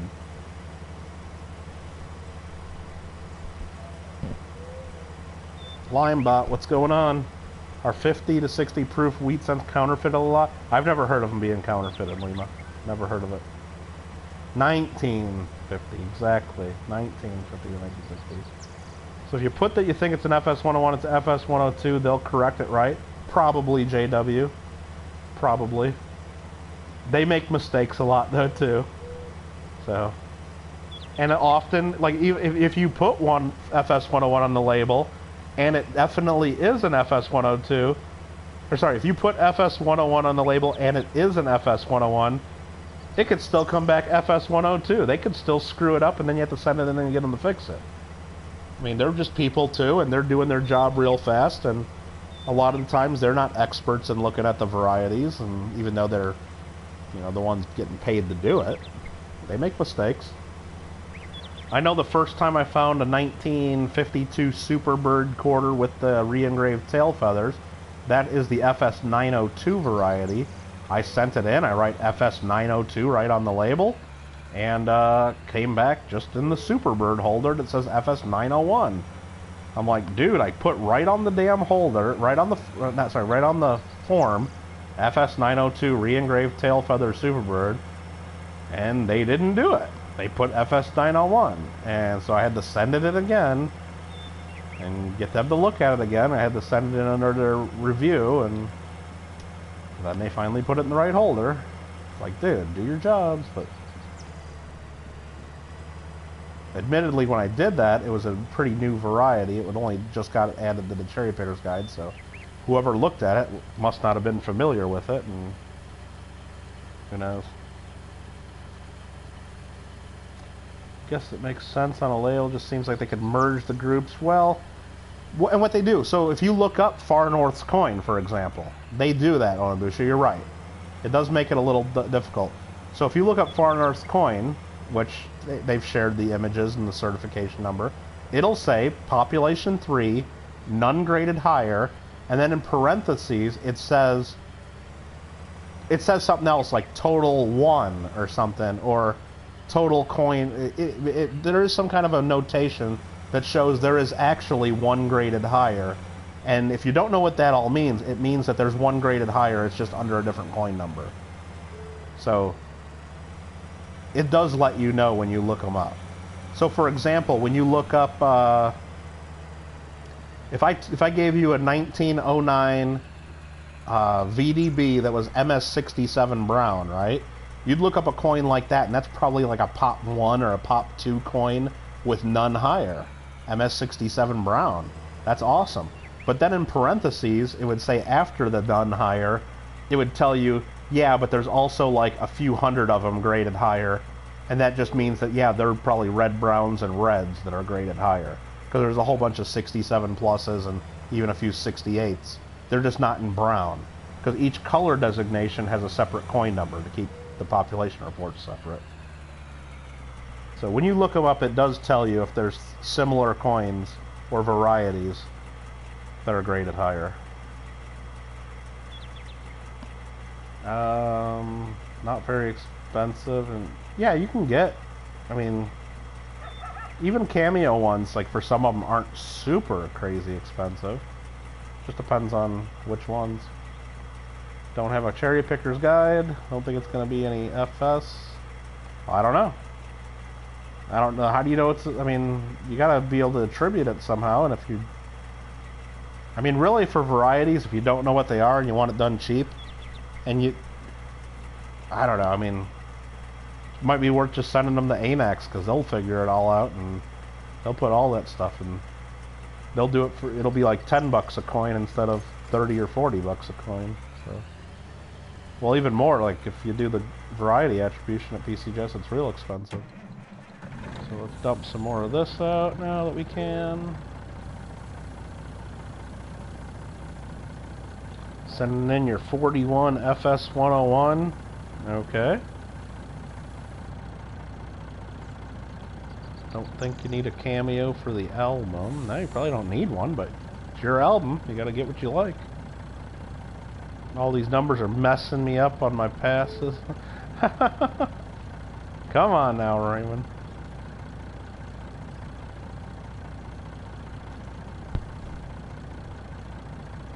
Where do you draw the line in terms of a better grade? Is 64 brown better or worse than a 62 red? So generally the way it works, Lima, this is the way I learned it. Now, most graders will go along with this, at least at PCGS NGC, but not all. So if you have a coin that's a 66 red, as far as total quality, number of marks, number of hits, and it's bright red, it grades a 66 red. If that thing fades down to red-brown, then you'd call it a 65 red-brown. And then if that fades down the brown, you'd call it a 64 brown. So it loses a color designation and it loses a point. So basically that means if you have an MS67 red-brown, that coin is going to look perfect. Not even a mark on it hardly, but it's just a little bit brown, or it has some toning, to where if it was a full red coin, that same quality of coin would have been a 68 red instead of a 67 red-brown. And if that 67 red-brown fades to full brown, it wouldn't be a 67 brown, you'd call it a 66 brown. Now, not all graders do that exactly, because most collectors would think, well shoot, if I have a 66 red, and I just set that coin in like a windowsill for a year or two, and it fades to brown, it should be a 66 brown. Not a chance. Not a chance. Doesn't work that way. Not the way the grading works. But a 64 brown is going to look better than a 62 red. 62 is a bad grade. So when collectors look at the grading scale and try to figure out what a lot of collectors will do before they start building their sets is they'll look, well, what kind of grades can I afford? They look at the price guide and they like, well, here's the AU58 price. I could afford that. That'd be nice. And then they look at like MS63 and 64 prices. Well, those are expensive. And then they look at MS60 or MS62. Oh, that's a pretty good price. I think I'll go buy a bunch of MS60 and 62 coins, because at least they're mint state. That'd be a huge mistake. MS60 through MS62 are dog shit. They're absolutely garbage coins almost across the board. There are exceptions, but MS60, MS61, and MS62 are bad coins. You should avoid them almost entirely. Now with gold, it's a little bit different. You can't really go by that rule because gold's graded a little differently. But when you're talking copper, especially, and you're talking silver, MS61 and 62 aren't used that much. They're used for mint state coins that have problems. Either weird color, or spotting, or a crazy amount of marks. You want to avoid those coins. A nice AU58 coin is almost always going to look better than an MS61 or an MS62, even though it's probably going to be cheaper. So avoid those coins. Wow, thanks for insulting my giveaway coin. I don't know which one your giveaway coin is, Lima. I didn't see. So what's your giveaway coin? You can tell everybody about it. Apparently it's a nice MS62 something. Calling it dog poo. I didn't call your coin. I said generally those grades have issues. Those coins with those grades have issues, and it's almost always negative eye appeal that make them look bad. It's either spotting, or lots of marks, or big marks in focal areas, like a big mark right on the face of Liberty, or across Lincoln's neck, or they usually have problems. So let's empty a little more of that. What's the coin you're giving away, Lima? Did I miss that? Let's see. Oh, gotta catch up on the chat here. It's one thing that confused. Okay, nubs. Wanting to do the deal Anax has? Yeah. And remember, Randy, if you get like something from Anax and it comes back one of the better varieties, like that you once you know that it's, oh wow, that was the FS101 or the FS102, and you get a high grade from Anax, I guess if you decided it made sense, you could always then try to get it graded by PCGS. You could always try to do that. But then you start spending a lot of money regrading things over and over, but... for sure. What's up, young coin hunter? Boom shoots. Not all MS61s and MS62s are horrible, but generally, I would tell people don't buy MS61s and 62s. And then I said exception of that is when you get the gold coins. MS61s and MS62s aren't all bad. They just grade gold differently. It's an MS61 piece dollar that US Silver Stacker one. And I'm sure, I guess I did miss it, yeah. Did you already give that one away? You know, maybe I saw it and just don't remember it offhand, Lima, if you've already done the giveaway. But, yeah, I guarantee if we looked at that coin and really looked at it, there's something wrong with it. Now, is it something that you can live with? An MS61 is a very rare grade because it's not given unless the coin has an issue. It either had a very weak strike, or it had major hits or marks on it that if you called it MS63, a collector would be unhappy with. There was something going on with that. Now, was yours one that was absolute dog crap? I mean, you apparently disagree with that, so maybe it wasn't. Maybe you had one of the good ones that would be more acceptable. I'm just saying, in most cases, people should avoid an MS61 coin if you're spending money. But believe me, if we were winning one in a giveaway, we'd all take it and we'd be happy with it. So, alright, let's see here. And then you were asking about Poor 1 coins. I think people way overpay for them and it's ridiculous. I mean, oh, are we done with this contract? Let's see. Did we finish a contract and we're not even paying attention? We did. Collect. Thanks for the cash. Is there another fertilizing contract on 4 still available? Or did we miss that opportunity? No, we didn't. Accept contract. Field 4. Let's go do it. So Poor 1, the whole theory there is... Well, let's just talk about grading and coin collecting. So, coin collectors, you seek out the coin you want. The date mint mark, right? That's step 1. Then you try to figure out, well, I know I want that coin, so let's buy the highest grade we can afford, right? Now, again, I say there's an exception to that. If the highest grade you can afford is an MS61 or a 62 or an MS60, you should just try to find a nice AU58, or you need to stretch your budget to buy a nice MS63 or 64. In most cases, I would not buy the 61s and 62s. You'll be unhappy with them. And the resale on those is absolute garbage because in most cases, the coins are bad or they have problems. You'll be unhappy with them. Now, there are exceptions, Lima. Not every one, but... Anyway, so that's the whole thing. That's what coin collectors do. You pick the coin you want, and then you try to buy the best grade possible. So the whole thing about the lowball sets, buying the lowest grade, Poor 1, goes against everything that I said there. Because there people are trying to get the worst coin possible. They're trying to buy coins that grade 1.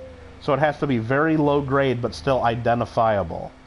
And people pay huge premiums for that. For example, if the coin grades Poor 1, somebody might pay $100 for it, but if it grades Fair 2, a whole point higher, they might only pay $20 for it. So does it make sense that a lower graded coin is going to be worth that much more? Absolutely not. It doesn't make any sense. Because the reason we pay more for higher graded coins is because you can't make the coin great. You can't make the coin better. You can only make it worse. So why would you pay more for a coin that's worse when theoretically, with a little bit of time and effort, every coin out there that's a Fair 2 can become a Poor 1? But none of those AU58 coins out there can become MS64, MS65s, and none of those MS65s can become MS68s. But every coin can actually become a poor one with enough time, skill, and effort. So it makes no sense for people to pay premiums for that. And the reason people pay premiums for it is the set registries. They have lowball sets where you get the most points for the lowest grade. So if you can get that poor one, you're first place in the registry, and it's just a pissing match between people with more money than brains, in my opinion. That's all it is. So people spending way too much money just to get those registry points, to beat out somebody else with way too much money to get those registry points. I would never buy one. I mean, I've owned them because I know that I've got below market prices, and I know I can flip them to people, but I would never recommend anybody buy poor ones. Never. So, hopefully I've made myself somewhat clear in that Kittle rant about the poor ones. Does late die state affect rate? Yeah, die state does matter. It affects overall eye appeal and strike and all that, Randy. I mean, to some extent. Not a ton, though, Randy. It shouldn't affect rate a ton. You didn't miss it, I did it. Yeah, okay, Lima. So I probably saw it, and I just... Believe me, I enter a whole bunch of stuff, and I vaguely remember you had that and another prize, and... I kind of vaguely remember that. It was a peace dollar. It's gonna... Well, yeah, a lot of peace dollars are going to have weak strikes, but there was something else going on in that coin. If we really looked at it, and we're really objective about it... Now, I know Lima might look at it differently, because as the owner... Remember, they say in coins, ownership adds a point or two when you're grading it. So if Lima looks at it grading, might say, oh, that's a nice 63, but everybody else is going to call it a 61. Because ownership adds a few points, of course. And when I grade my own coins, I might think they're better than everyone else, because they're mine. Of course, that happens to all of us. But if we all look at that, we might be able to figure out why it's a 61 and not a 63. And if we can't, then maybe the coin was just undergraded and it was screwed up. Who knows? There's people out there that want to have the lowest grade set. Yeah, it's in the PCGS set registry. They're called the lowball sets. And what's almost as stupid as those sets is what they call the everyman registry sets. So they make a whole separate category of registry sets where the top grade you can enter in is an AU58. So if you have a mint state 60 or 61 or a 65, you can't put those coins in the set. You can only put circulated coins. So then you have this weird case where, for a steel cent, for example, a 1943 steel cent, for a while, there was a guy on the PCGS message boards, the Collectors Universe forums, willing to pay up to $600 for an AU58 PCGS graded 1943 steel cent, because he needed one for his everyman registry set to get the maximum points. It's a coin that's worth about $1, maybe $10 tops, whatever you want to call it. Because you can go get MS66s for like 30, 40 bucks. You can get MS67s for 100 to 100 and a quarter. Maybe 100 and a half now. Those have gone up in value. But this guy was willing to pay $600 for an AU58. Makes no sense. Just because he wanted to win, to get the most points. It's pretty crazy. I mean, he wasn't willing to send in a bunch of them to get graded because that's expensive to send in 10 different coins and hope you get an AU58, because if you're paying all those grading fees and most of them come back 53s, 55s, or XF45, it's just hard to find a steel set that's a nice AU58. But it's whack. Whack is the correct word. Now, it's fun. Now, don't get me wrong. It's fun to collect lowball coins. Like JW mentioned, starting a lowball 7070. I saw someone that had a commemorative set, classic commemoratives, starting with the Isabella quarter all the way up through the Booker T. Washington and the Washington Carver commems, that was a lowball commemorative set in an album. So they just had really worn down pocket pieces of almost all the different ones, and they look pretty cool. But to actually pay to get them graded and then pay huge premiums for them, that's ridiculous. Collecting the lowball ones is kind of fun. I think it's cool. So I'm not trying to say it's bad to collect those or like those. Does machine doubling hurt the grade? It shouldn't, Randy. It shouldn't.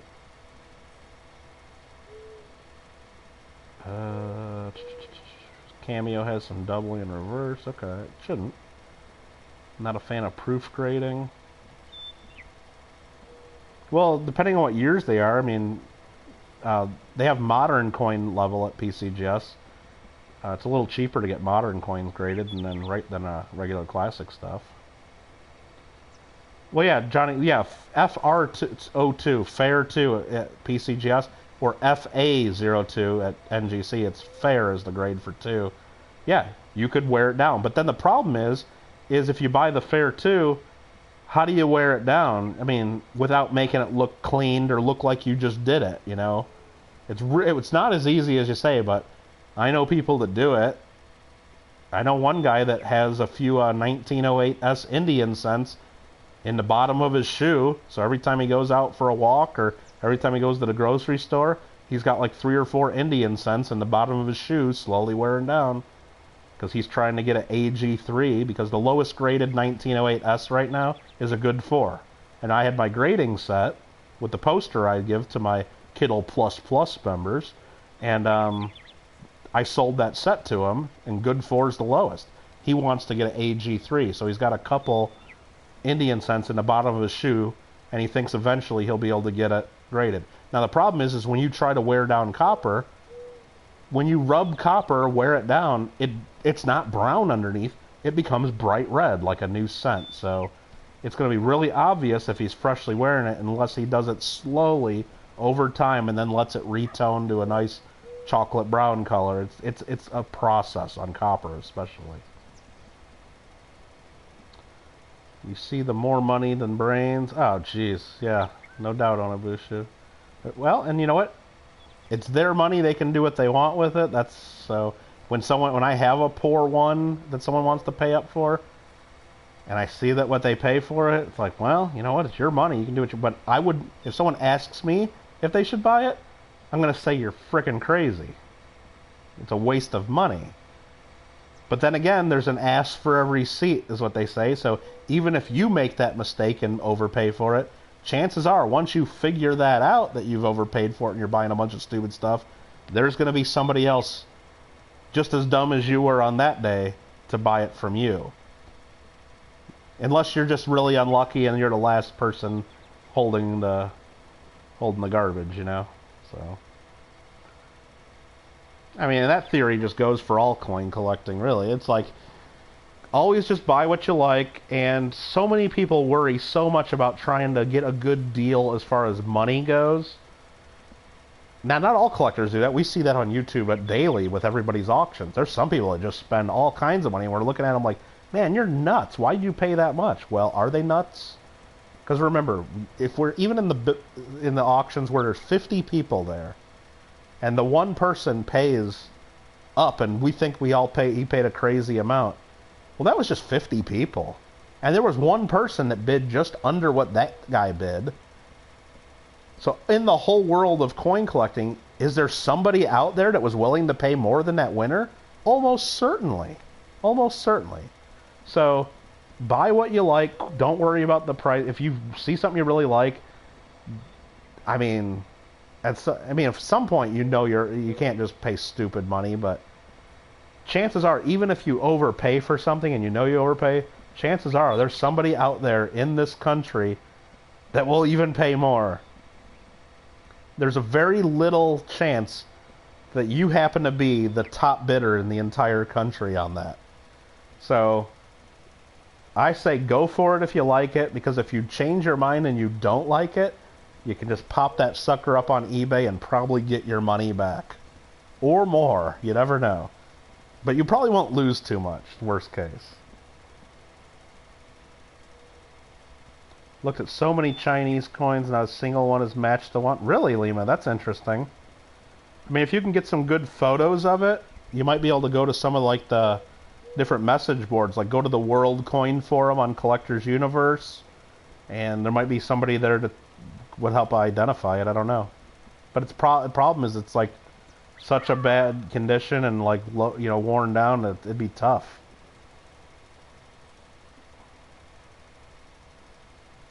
Yeah, you got a nice little package of coins from that deal, didn't you? Dang. Is Kittle nuts for selling the wood chopper? Well, I don't know. I don't remember exactly what the price. It was under 200. I think it was like, I don't know, because there was the one that was there two different ones of those, or was there just one of those? thought I had 2 wood choppers, didn't I? I don't know. Whatever it was, I know it sold too cheap. I'm pretty sure it sold too cheap because we only had a little group of people there. But then again, that collection, I knew what I paid for the entire collection, all that stuff I showed. So I did okay on all of it. I don't need to squeeze every drop out of every item, you know what? So if somebody was willing to pay for it right then, I made a little bit of money. I'll leave some meat on the bone for them. I'm happy with that. I don't need to get crazy about it.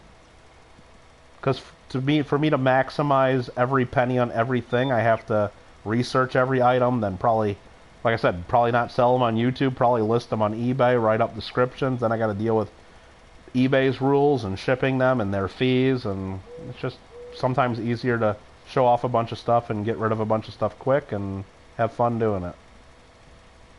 Never getting a good deal buying a problem coin. Well, yeah, there's most cases, young coiner. I mean, yeah, you think you're getting a real good deal because this and this, but you know,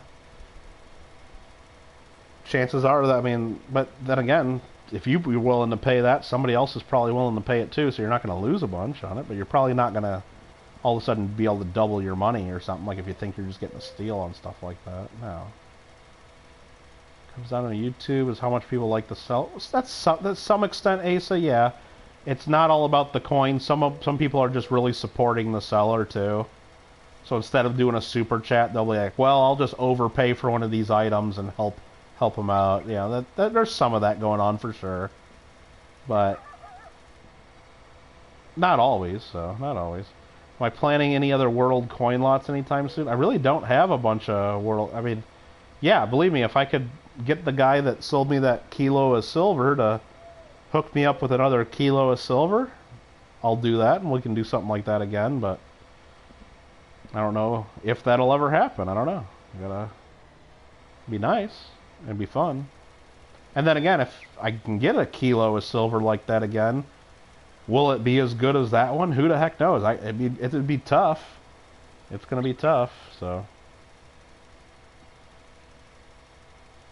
Yeah, I would, if you can get some pictures of it, Lima, because remember, I was just showing it, like, under my little microscope real quick there, but Onabusha might be able to at least help you narrow it down.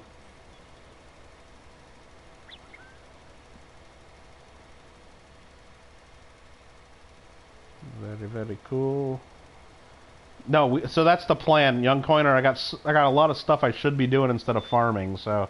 Here's the Kittle Rare Coins plan coming up. I got to...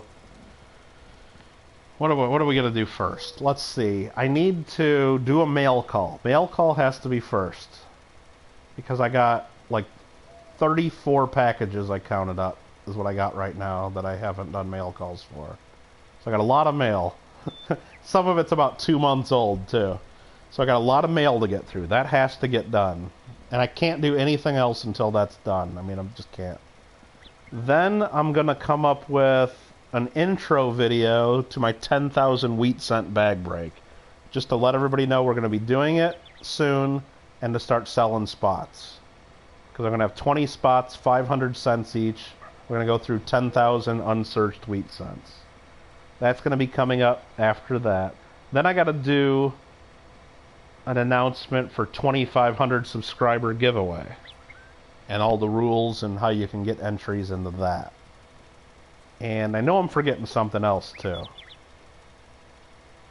but those are like 3 big things I gotta get done on my channel soon. And a seeds bag break on this channel, yeah, that's possible. So Southern Metal, how you doing? What's the rave about for wheat? I mean, just going through a bunch of unsearched wheat cents. People like it. And I haven't done it. I only did it the one time. And people got a lot of good finds. And hopefully we can get something close to what we did last time. I wouldn't expect contract finished. Let's cancel. We're not even going to finish the rest of this field. Collect my 18,000 bucks. Once this goes, collect. Bam. Thank you for the money. I like money. Harvest cotton, no thank you. I'm going to take this back home. Whatever happened, Randy, I know, it's just I got to do it. I got to do it. The problem is I keep coming up with other stuff, like the different coin club meetings, and then that kilo of silver, which I thought was just going to be a quick stream for a couple hours. I didn't realize it was going to be selling all the stuff and then take 2 days. And then you got to realize it's not just about doing that. Then after that, it's about sending invoices, getting everybody paid, then going through sorting out those coins, making sure everything goes in the right packages, mailing it out. There's another couple days of work, basically, because I'm not just doing this coins 24 hours a day, you know, I've got other stuff going on. And like from the coin club meeting too, we only sell 15 things, then we did like another 6 or 7 giveaways. There's not that many people buying multiple items, so just from that there's at least 15 packages to mail out. It's just, so every one of these things I do, just, it's not just the couple hours that you see me on screen. There's more work involved, is what I'm saying, which I'm not complaining about it. I'm just saying I don't want to start the wheat cent thing until I'm caught up on all the other crap there, to be honest. And that's why the wheat cent thing, I've been talking about it for a couple of months, and I've had the bag sitting here. It's right whenever I get around to kind of thinking about doing that, something else comes up, like I do another auction, or there's another coin club meeting, or... Now, the auction thing, I'm blaming that on SoCal Box Breaks, because some of the coins were his, and I did the auction with him, too. And he was like, dude, we need to do another auction, because I know he wanted to get some of that stuff sold, and I wanted to get some stuff sold, too. And I like doing auctions for everybody, but he sort of pressured me in that auction, so... But that's okay. But that was a lot of mail and stuff around. That was a lot harder than I thought it was going to be, because he was selling stuff, and I was selling stuff, and then I had to meet up with him. I had to collect all the money, but I had to still mail almost all of his stuff out, and kind of a pain in the butt. Oh, and the other thing is I got to do videos now on PCGS submissions, because I got 4 PCGS submissions I'm taking in this week, and people told me that they would like it if I filled the coins first, showed them, and then kind of do that either as a separate video. I'm trying to decide. I'm going to do that as a separate... So for example, on a 3-coin submission, would you rather see a quick video, hey, everybody, here's 3 coins I'm going to send to PCGS. I think this is going to grade this. I think this is going to... We'll talk about the coins, show them.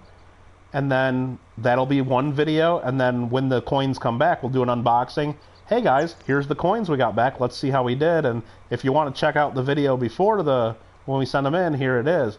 Or do I take that... Do I film the showing the coins raw right now, save that footage for 2 months or whatever, then when I get the coins 2 months back graded, do the grading unboxing video, but then edit the videos together. So the first part of the video is me showing the coins raw, and then all of a sudden we'll go 2 months later, and then, okay, now we got the unboxing, and we can see like how we did. And would you rather that be one video? Because I've had people tell me the unboxings, they'd like to see the coins before we sent them in. I don't know. So, I'm trying to decide that. Hey, Brian, how you doing? I got to get caught up on chat here. Finally got that microscope from Amazon. Awesome, Lima.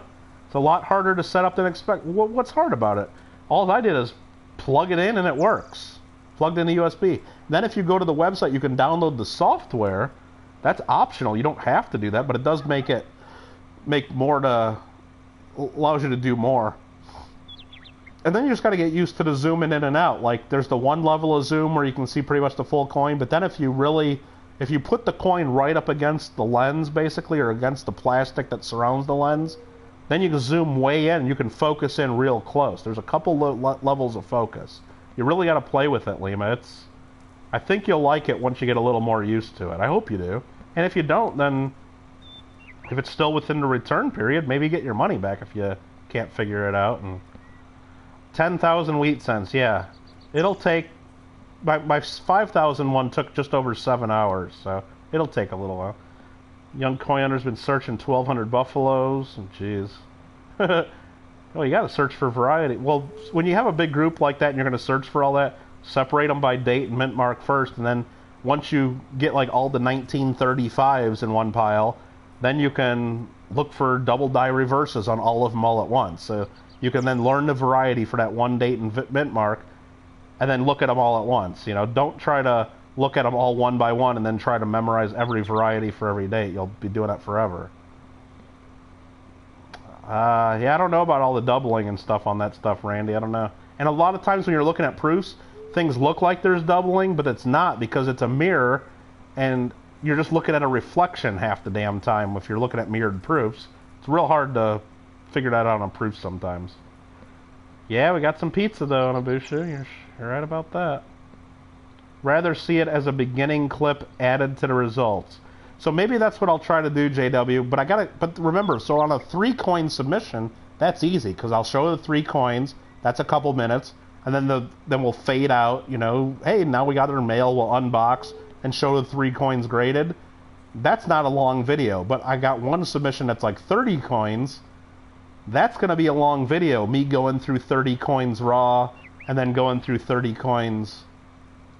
But I think people will like that better, and I agree, even though it's more work and more editing involved. Not a ton of editing, but it's more work than just popping up a quick video of the unboxing. I think that just means when I'm going through them raw, I just got to keep in mind to do it fast and not spend 5 minutes on each coin talking about them, I think. Because I know that it's going to then be added to an unboxing video after the fact.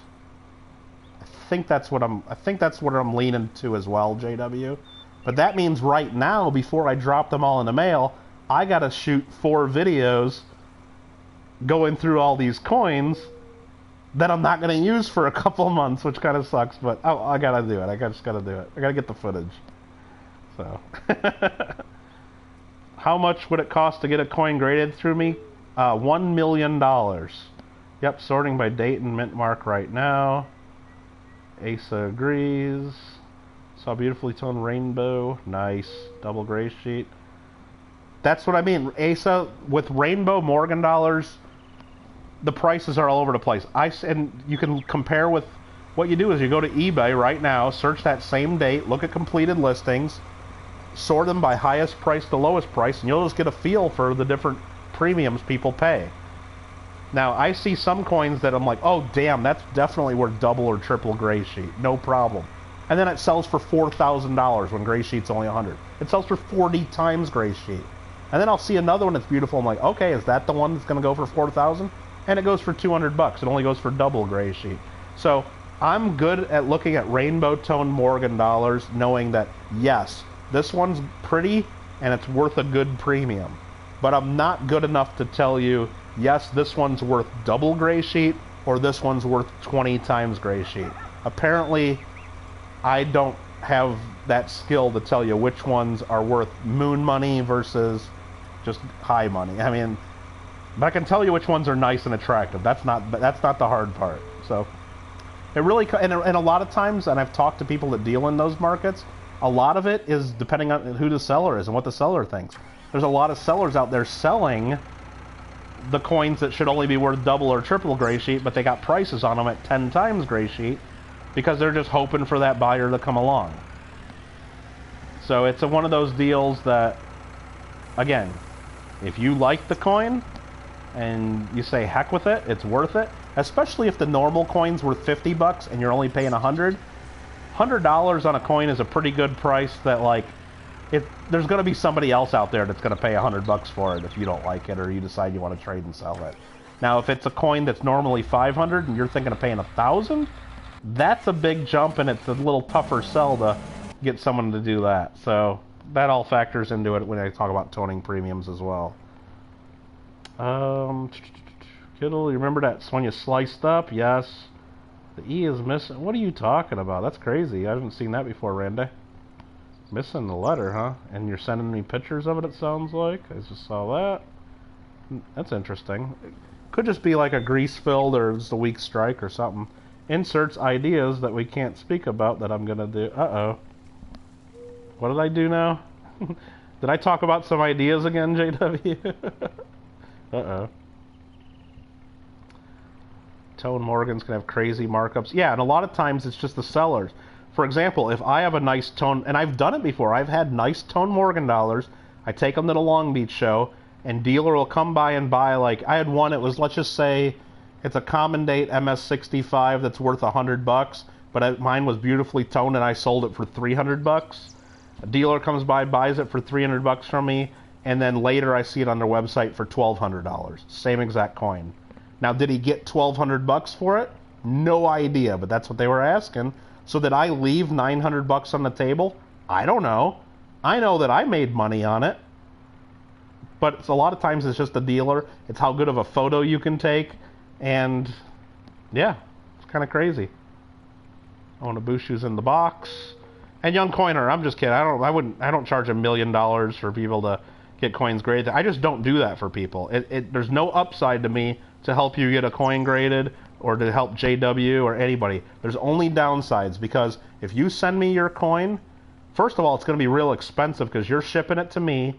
You got to pay the PCGS fees. You got to pay part of the return shipping and the order fee, part of the shipping to get it to PCGS. On one coin, it's going to be 40, 50, 60 bucks. And then you got to pay for me to ship it back to you. And then if you don't get the grade you like, then you're upset about the whole situation. And I'm just trying to do you a favor. I'm not making any money on it at all. And it's more work for me to not only get your mail, but then ship it out with my stuff, and then ship a thing separate back to you. So I'm making nothing on it. I mean, if you get an awesome grade that you love, then I guess, yeah, great. But it usually doesn't happen that way, I'll tell you that. And if the coin gets lost, it's an issue. Or if all of a sudden there's a fingerprint on the coin, are you going to blame me that there's a fingerprint that you didn't remember was on there, even though it might have been the PCGS grade? There's just basically no upside. There's only downside to me doing that. And that's why a lot of people don't do that. So, and I don't do it. I mean, if you had a bunch of stuff that you wanted to submit, and you just wanted to do it under my account, that'd be one thing. But I don't just take one coin at a time for people. And that's what I do for SoCal Box Breaks. He's got a bunch of stuff that he wants to submit, so he does it on my account, and we're sending it all in. And then I'm telling him, hey, while we're sending in all this stuff for you, I'm going to add a couple coins to it if it's already going in, and he don't care. And the whole thing is I look at the list of coins, I'm not adding any of the same coins he had. Because, for example, like, if you told me you had a 1909 VDB to submit, and I already got a submission going in that has 4 1909 VDBs, then now do we have to argue about, like, whose is whose, or try to remember that? Or, I mean, there's just so many downsides to helping people out. It's just kind of crazy. And I don't want to do it. You put that $1,200 price tag hoping for... Well, exactly. Or you could put that $1,200 price tag and everybody's laughing at you because everybody knows it's only a $300 a coin. But there's people that, you know, specialize in tone stuff, and they have customer bases that they're pretty sure they can sucker somebody in the pay. Hey, look, I just got this coin. I just priced it. It's fresh, new material. They'll put it on their website at $1,200. Their favorite customer will call, or they'll call their customer. Hey man, I got this coin I think you're gonna love. I just listed it at $1,200, but if you want it right now, I'll send it to you for $9.95. You get first shot, but you gotta let me know by the end of the day. And you know, there's people out there with a bunch of money. You never know. Never know. All right, let's try to get that right in here. Fill another truck. When's Kittle gonna play Fall Guys? What the hell? Alright, let's clean up some more pig slop. Gotta keep the pigs clean. Gotta keep them clean. Oh, it's so nice not having that big pile of pig food at the end. Just got a little pile right now. Got a pretty nice coin. Need to get graded in order to sell it.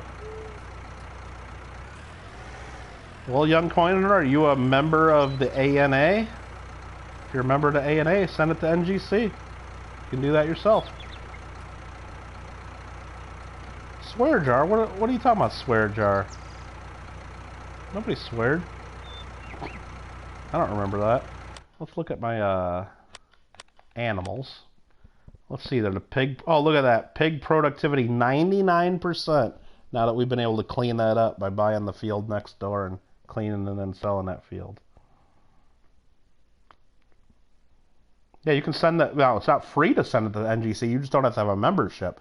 You just call NGC Tell them, hey, I'm a member of the ANA. They tell me I can submit to NGC. I'm excited to do that. Let me know how to do it. They'll give you a ANA submission number. They'll tell you what to put on the form, or they'll even set the form up for you. I can't remember how they do it. And only the F word qualifies for. Yeah, I agree. I agree. This is PG-13.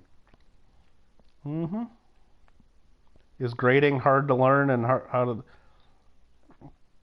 I mean, to learn how to grade coins, it just takes, like anything, lots of practice and looking at lots of coins. I mean, I'm pretty decent at grading most US coins, I would think, and then once you know how to grade a whole bunch of different series and coins, you can pretty much grade almost any series of coins because the same concepts apply. If you know what the coin looks like in fresh off the dies in mint state, you can kind of get a feel, well, it has about this much wear and it has this much luster left, or it has this much of the rim left. The same concepts apply, so you can get ballpark, you can get pretty close to the actual grade of anything. So if all you did was ever grade as quarters and halves and dimes and Morgan dollars, and you've never ever seen a Liberty nickel in your whole life, if you were expert grade at all the other stuff, if someone showed you what a perfect Liberty nickel looked like and then asked you to grade a pretty worn down one, you'd be able to grade it. You wouldn't maybe get it exactly,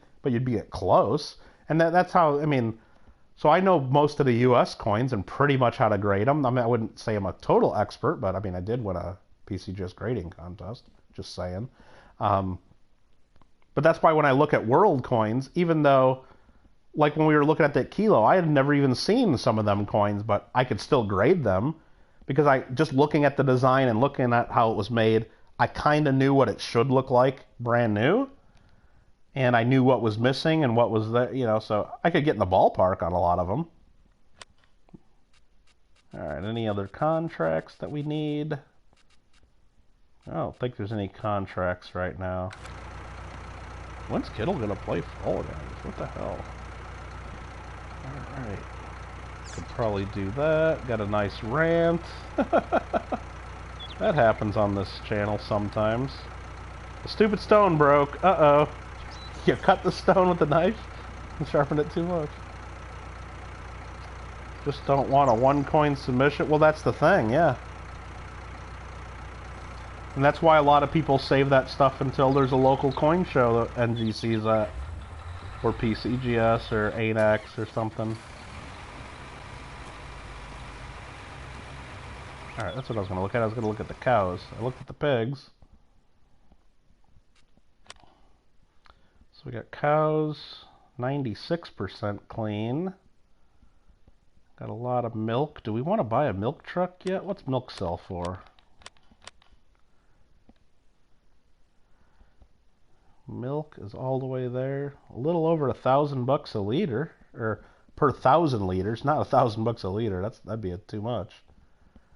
So $14.91 for 1,000 liters. So we got 17,000 liters of milk. So we got about 20 grand, 25 grand worth of milk available right now. Is that enough to go blow 60 or 70 grand on a trailer yet? Probably not. The trailer holds, I think we said, let's look, 30,000 liters. So I don't think we should buy a trailer until we can fill it. 32,000, yeah. But what we want to do is go over here real quick and see if we can even bring that trailer in here. We're going to have to deal with that manure. I know, we're going to have to deal. So we pick up the milk right here. This is going to be a problem. How am I going to get that trailer in here? Because I got to get the trailer in this little area right here to fill the milk. That's going to be tough. I could do it with the small trailer. I mean, we're going to buy the big trailer. We're going to make it work. I might have to redo some of this terrain over here. That'll be interesting. Try to smooth this out. Maybe we'll do that. You know what? Let's go in, save the game. Save game.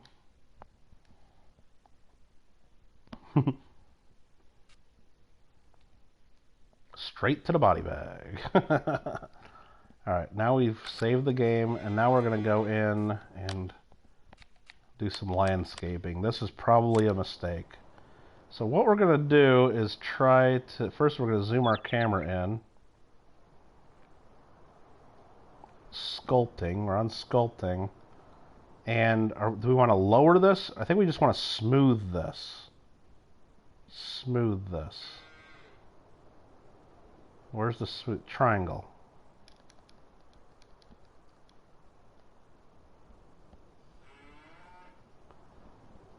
It's slowly moving the ground up, but it's just costing tons of money. I hate that this costs money to do this. And then it gets rid of my grass. So now grass will not grow here.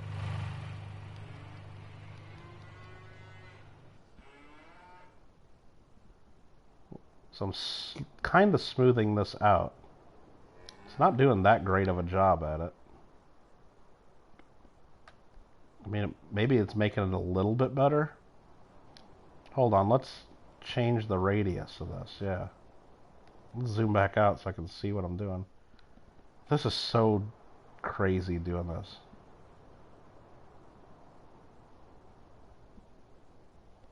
Keep saying it can't be modified in certain areas here, it's too big. But yeah, let's just go around and smooth a bunch of this.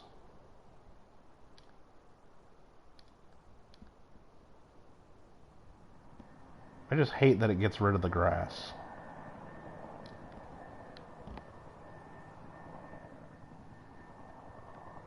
But it did smooth it out a little bit. So now let's go smaller on the radius, I guess, and smooth some more.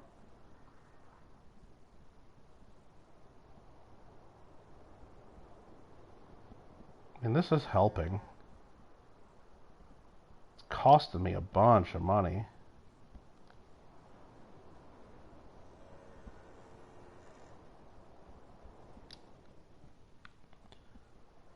Brush strength is 1. How do I change the strength of the brush? Change strength. 2 to, let's just go to 2. Ah, okay. Let's change the strength to 5. Oh. Now we're cooking with gas.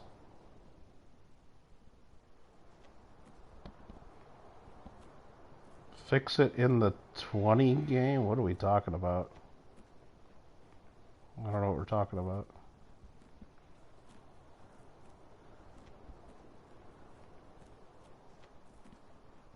I'm gonna keep smoothing this out. So I might be able to get a trailer up here if I can get a nice angle. I'm smoothing. Yeah, this is gonna be a lot nicer of a incline here to deal with, I think. Let's zoom back out a little bit more, keep smoothing this. Fix it in the 20 game.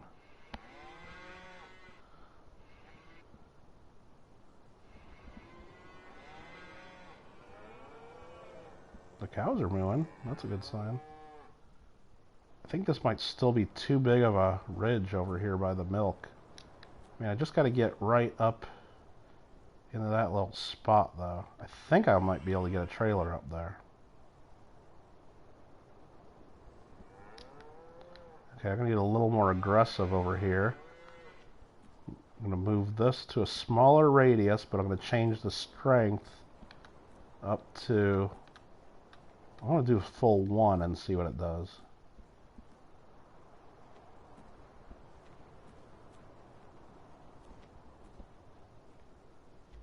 Not really doing much, so let's go strength a little higher. Let's go 2 on the strength.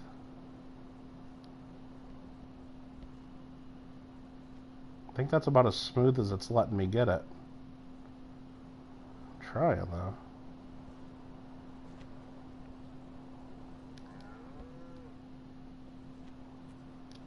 I go to a bigger brush.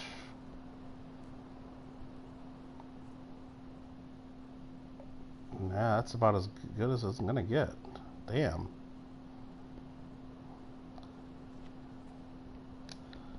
Alright. So that's gonna let me get up here, I think. That's still too steep. And the problem is this is going to be too much of an incline to get back down, I believe. I'll smooth it out the best I can. But this sucks that it's that much of a... I need to get this corner out of here, but it's not going to let me because it needs that corner.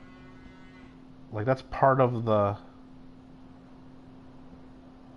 I think that's just part of the cow pasture.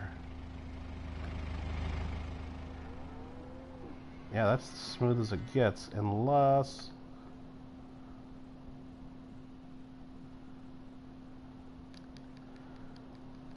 That sucks. Let's go a lot smaller, though. Like, is there any little spots in here that lets you smooth it? No, nothing. That's it. It's not spending any money on any of this. That's as smooth as it gets.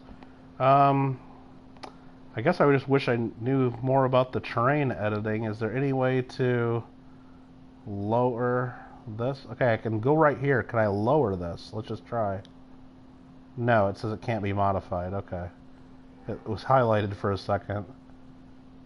Can I lower this? Whoa! Okay, that was bad. Oh, shit. Oh, no, that was bad. Is there an undo? Oh, no. Yeah, I guess you can lower the terrain. Just saying. Ah, shit. Huh? Now I guess I gotta figure out how to raise the terrain. Raise. What button's that? X? X? Oh, cheese. Cheese and rice. This game sucks for terrains. Now let's smooth this. I guess I shouldn't have the brush strength on 2 still. So, smooth this, huh? Ah, the smooth thing works at least. Holy crap. Alright, so let's not do the raise and lower again. Holy crap, that was bad. It's called uninstall, sell the cows, play Fall Guys. Now speed up, let the cows get the cow trophy, and I guess you know what, we're done landscape. That did smooth out quite a bit though. It's not. I think I can get the. Well, over here it did a real good job smoothing out. I mean, relatively. I'm gonna have no trouble feeding the cows now. It does piss me off that no grass grows here. Now let me go to painting. I might regret this. How do I switch to painting up top? Is that a... No? What button switches to that? Change landscaping mode, L3. Painting. Ground type. Switch painting ground type. Switch landscaping mode. Change modification shape. Oh. Okay. So we can do this. Switch ground type. At the bottom corner, it just tells us ground type. It doesn't tell us what that is. That looks like sand. That looks like dirt. Which one of these is actual grass that grows? Or do I have to plant grass here now? I might have to plant grass? Because, for example... Oh, JW's out of here? Alright. For example, we can go back here when I modified the terrain around here at one point. Where is it? Did the grass ever grow? I mean, I guess it did. Yeah, for a while the grass wouldn't grow around here, but I guess it did. It did fill in. So maybe I don't need to worry about that, because all that grass, it'll just take a while for it to even out. So I'm not going to change the ground type.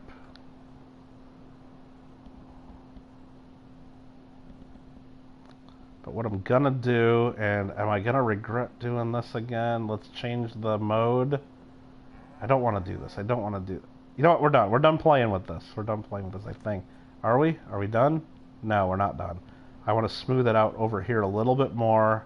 Then we're probably going to play some Fall Guys. I'm going to change the shape of this thing again, R3. And then we're going to go smaller size of this. And we're going to smooth this out a little bit. Hope this does right. I want to smooth it out over here so when I can easily get the slurry and the manure and stuff out of there when I'm ready to do that. Not much work, just right about like that. And do I want to try to smooth this out any more? I don't think I need to, but let's do it. Let's do it. Let's smooth this a little bit.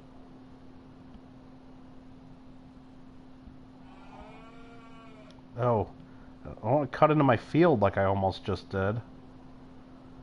So I want to smooth this a little bit. Did I cut into my field at all there? Ooh, I think I did just a hair. Oh, that pisses me off.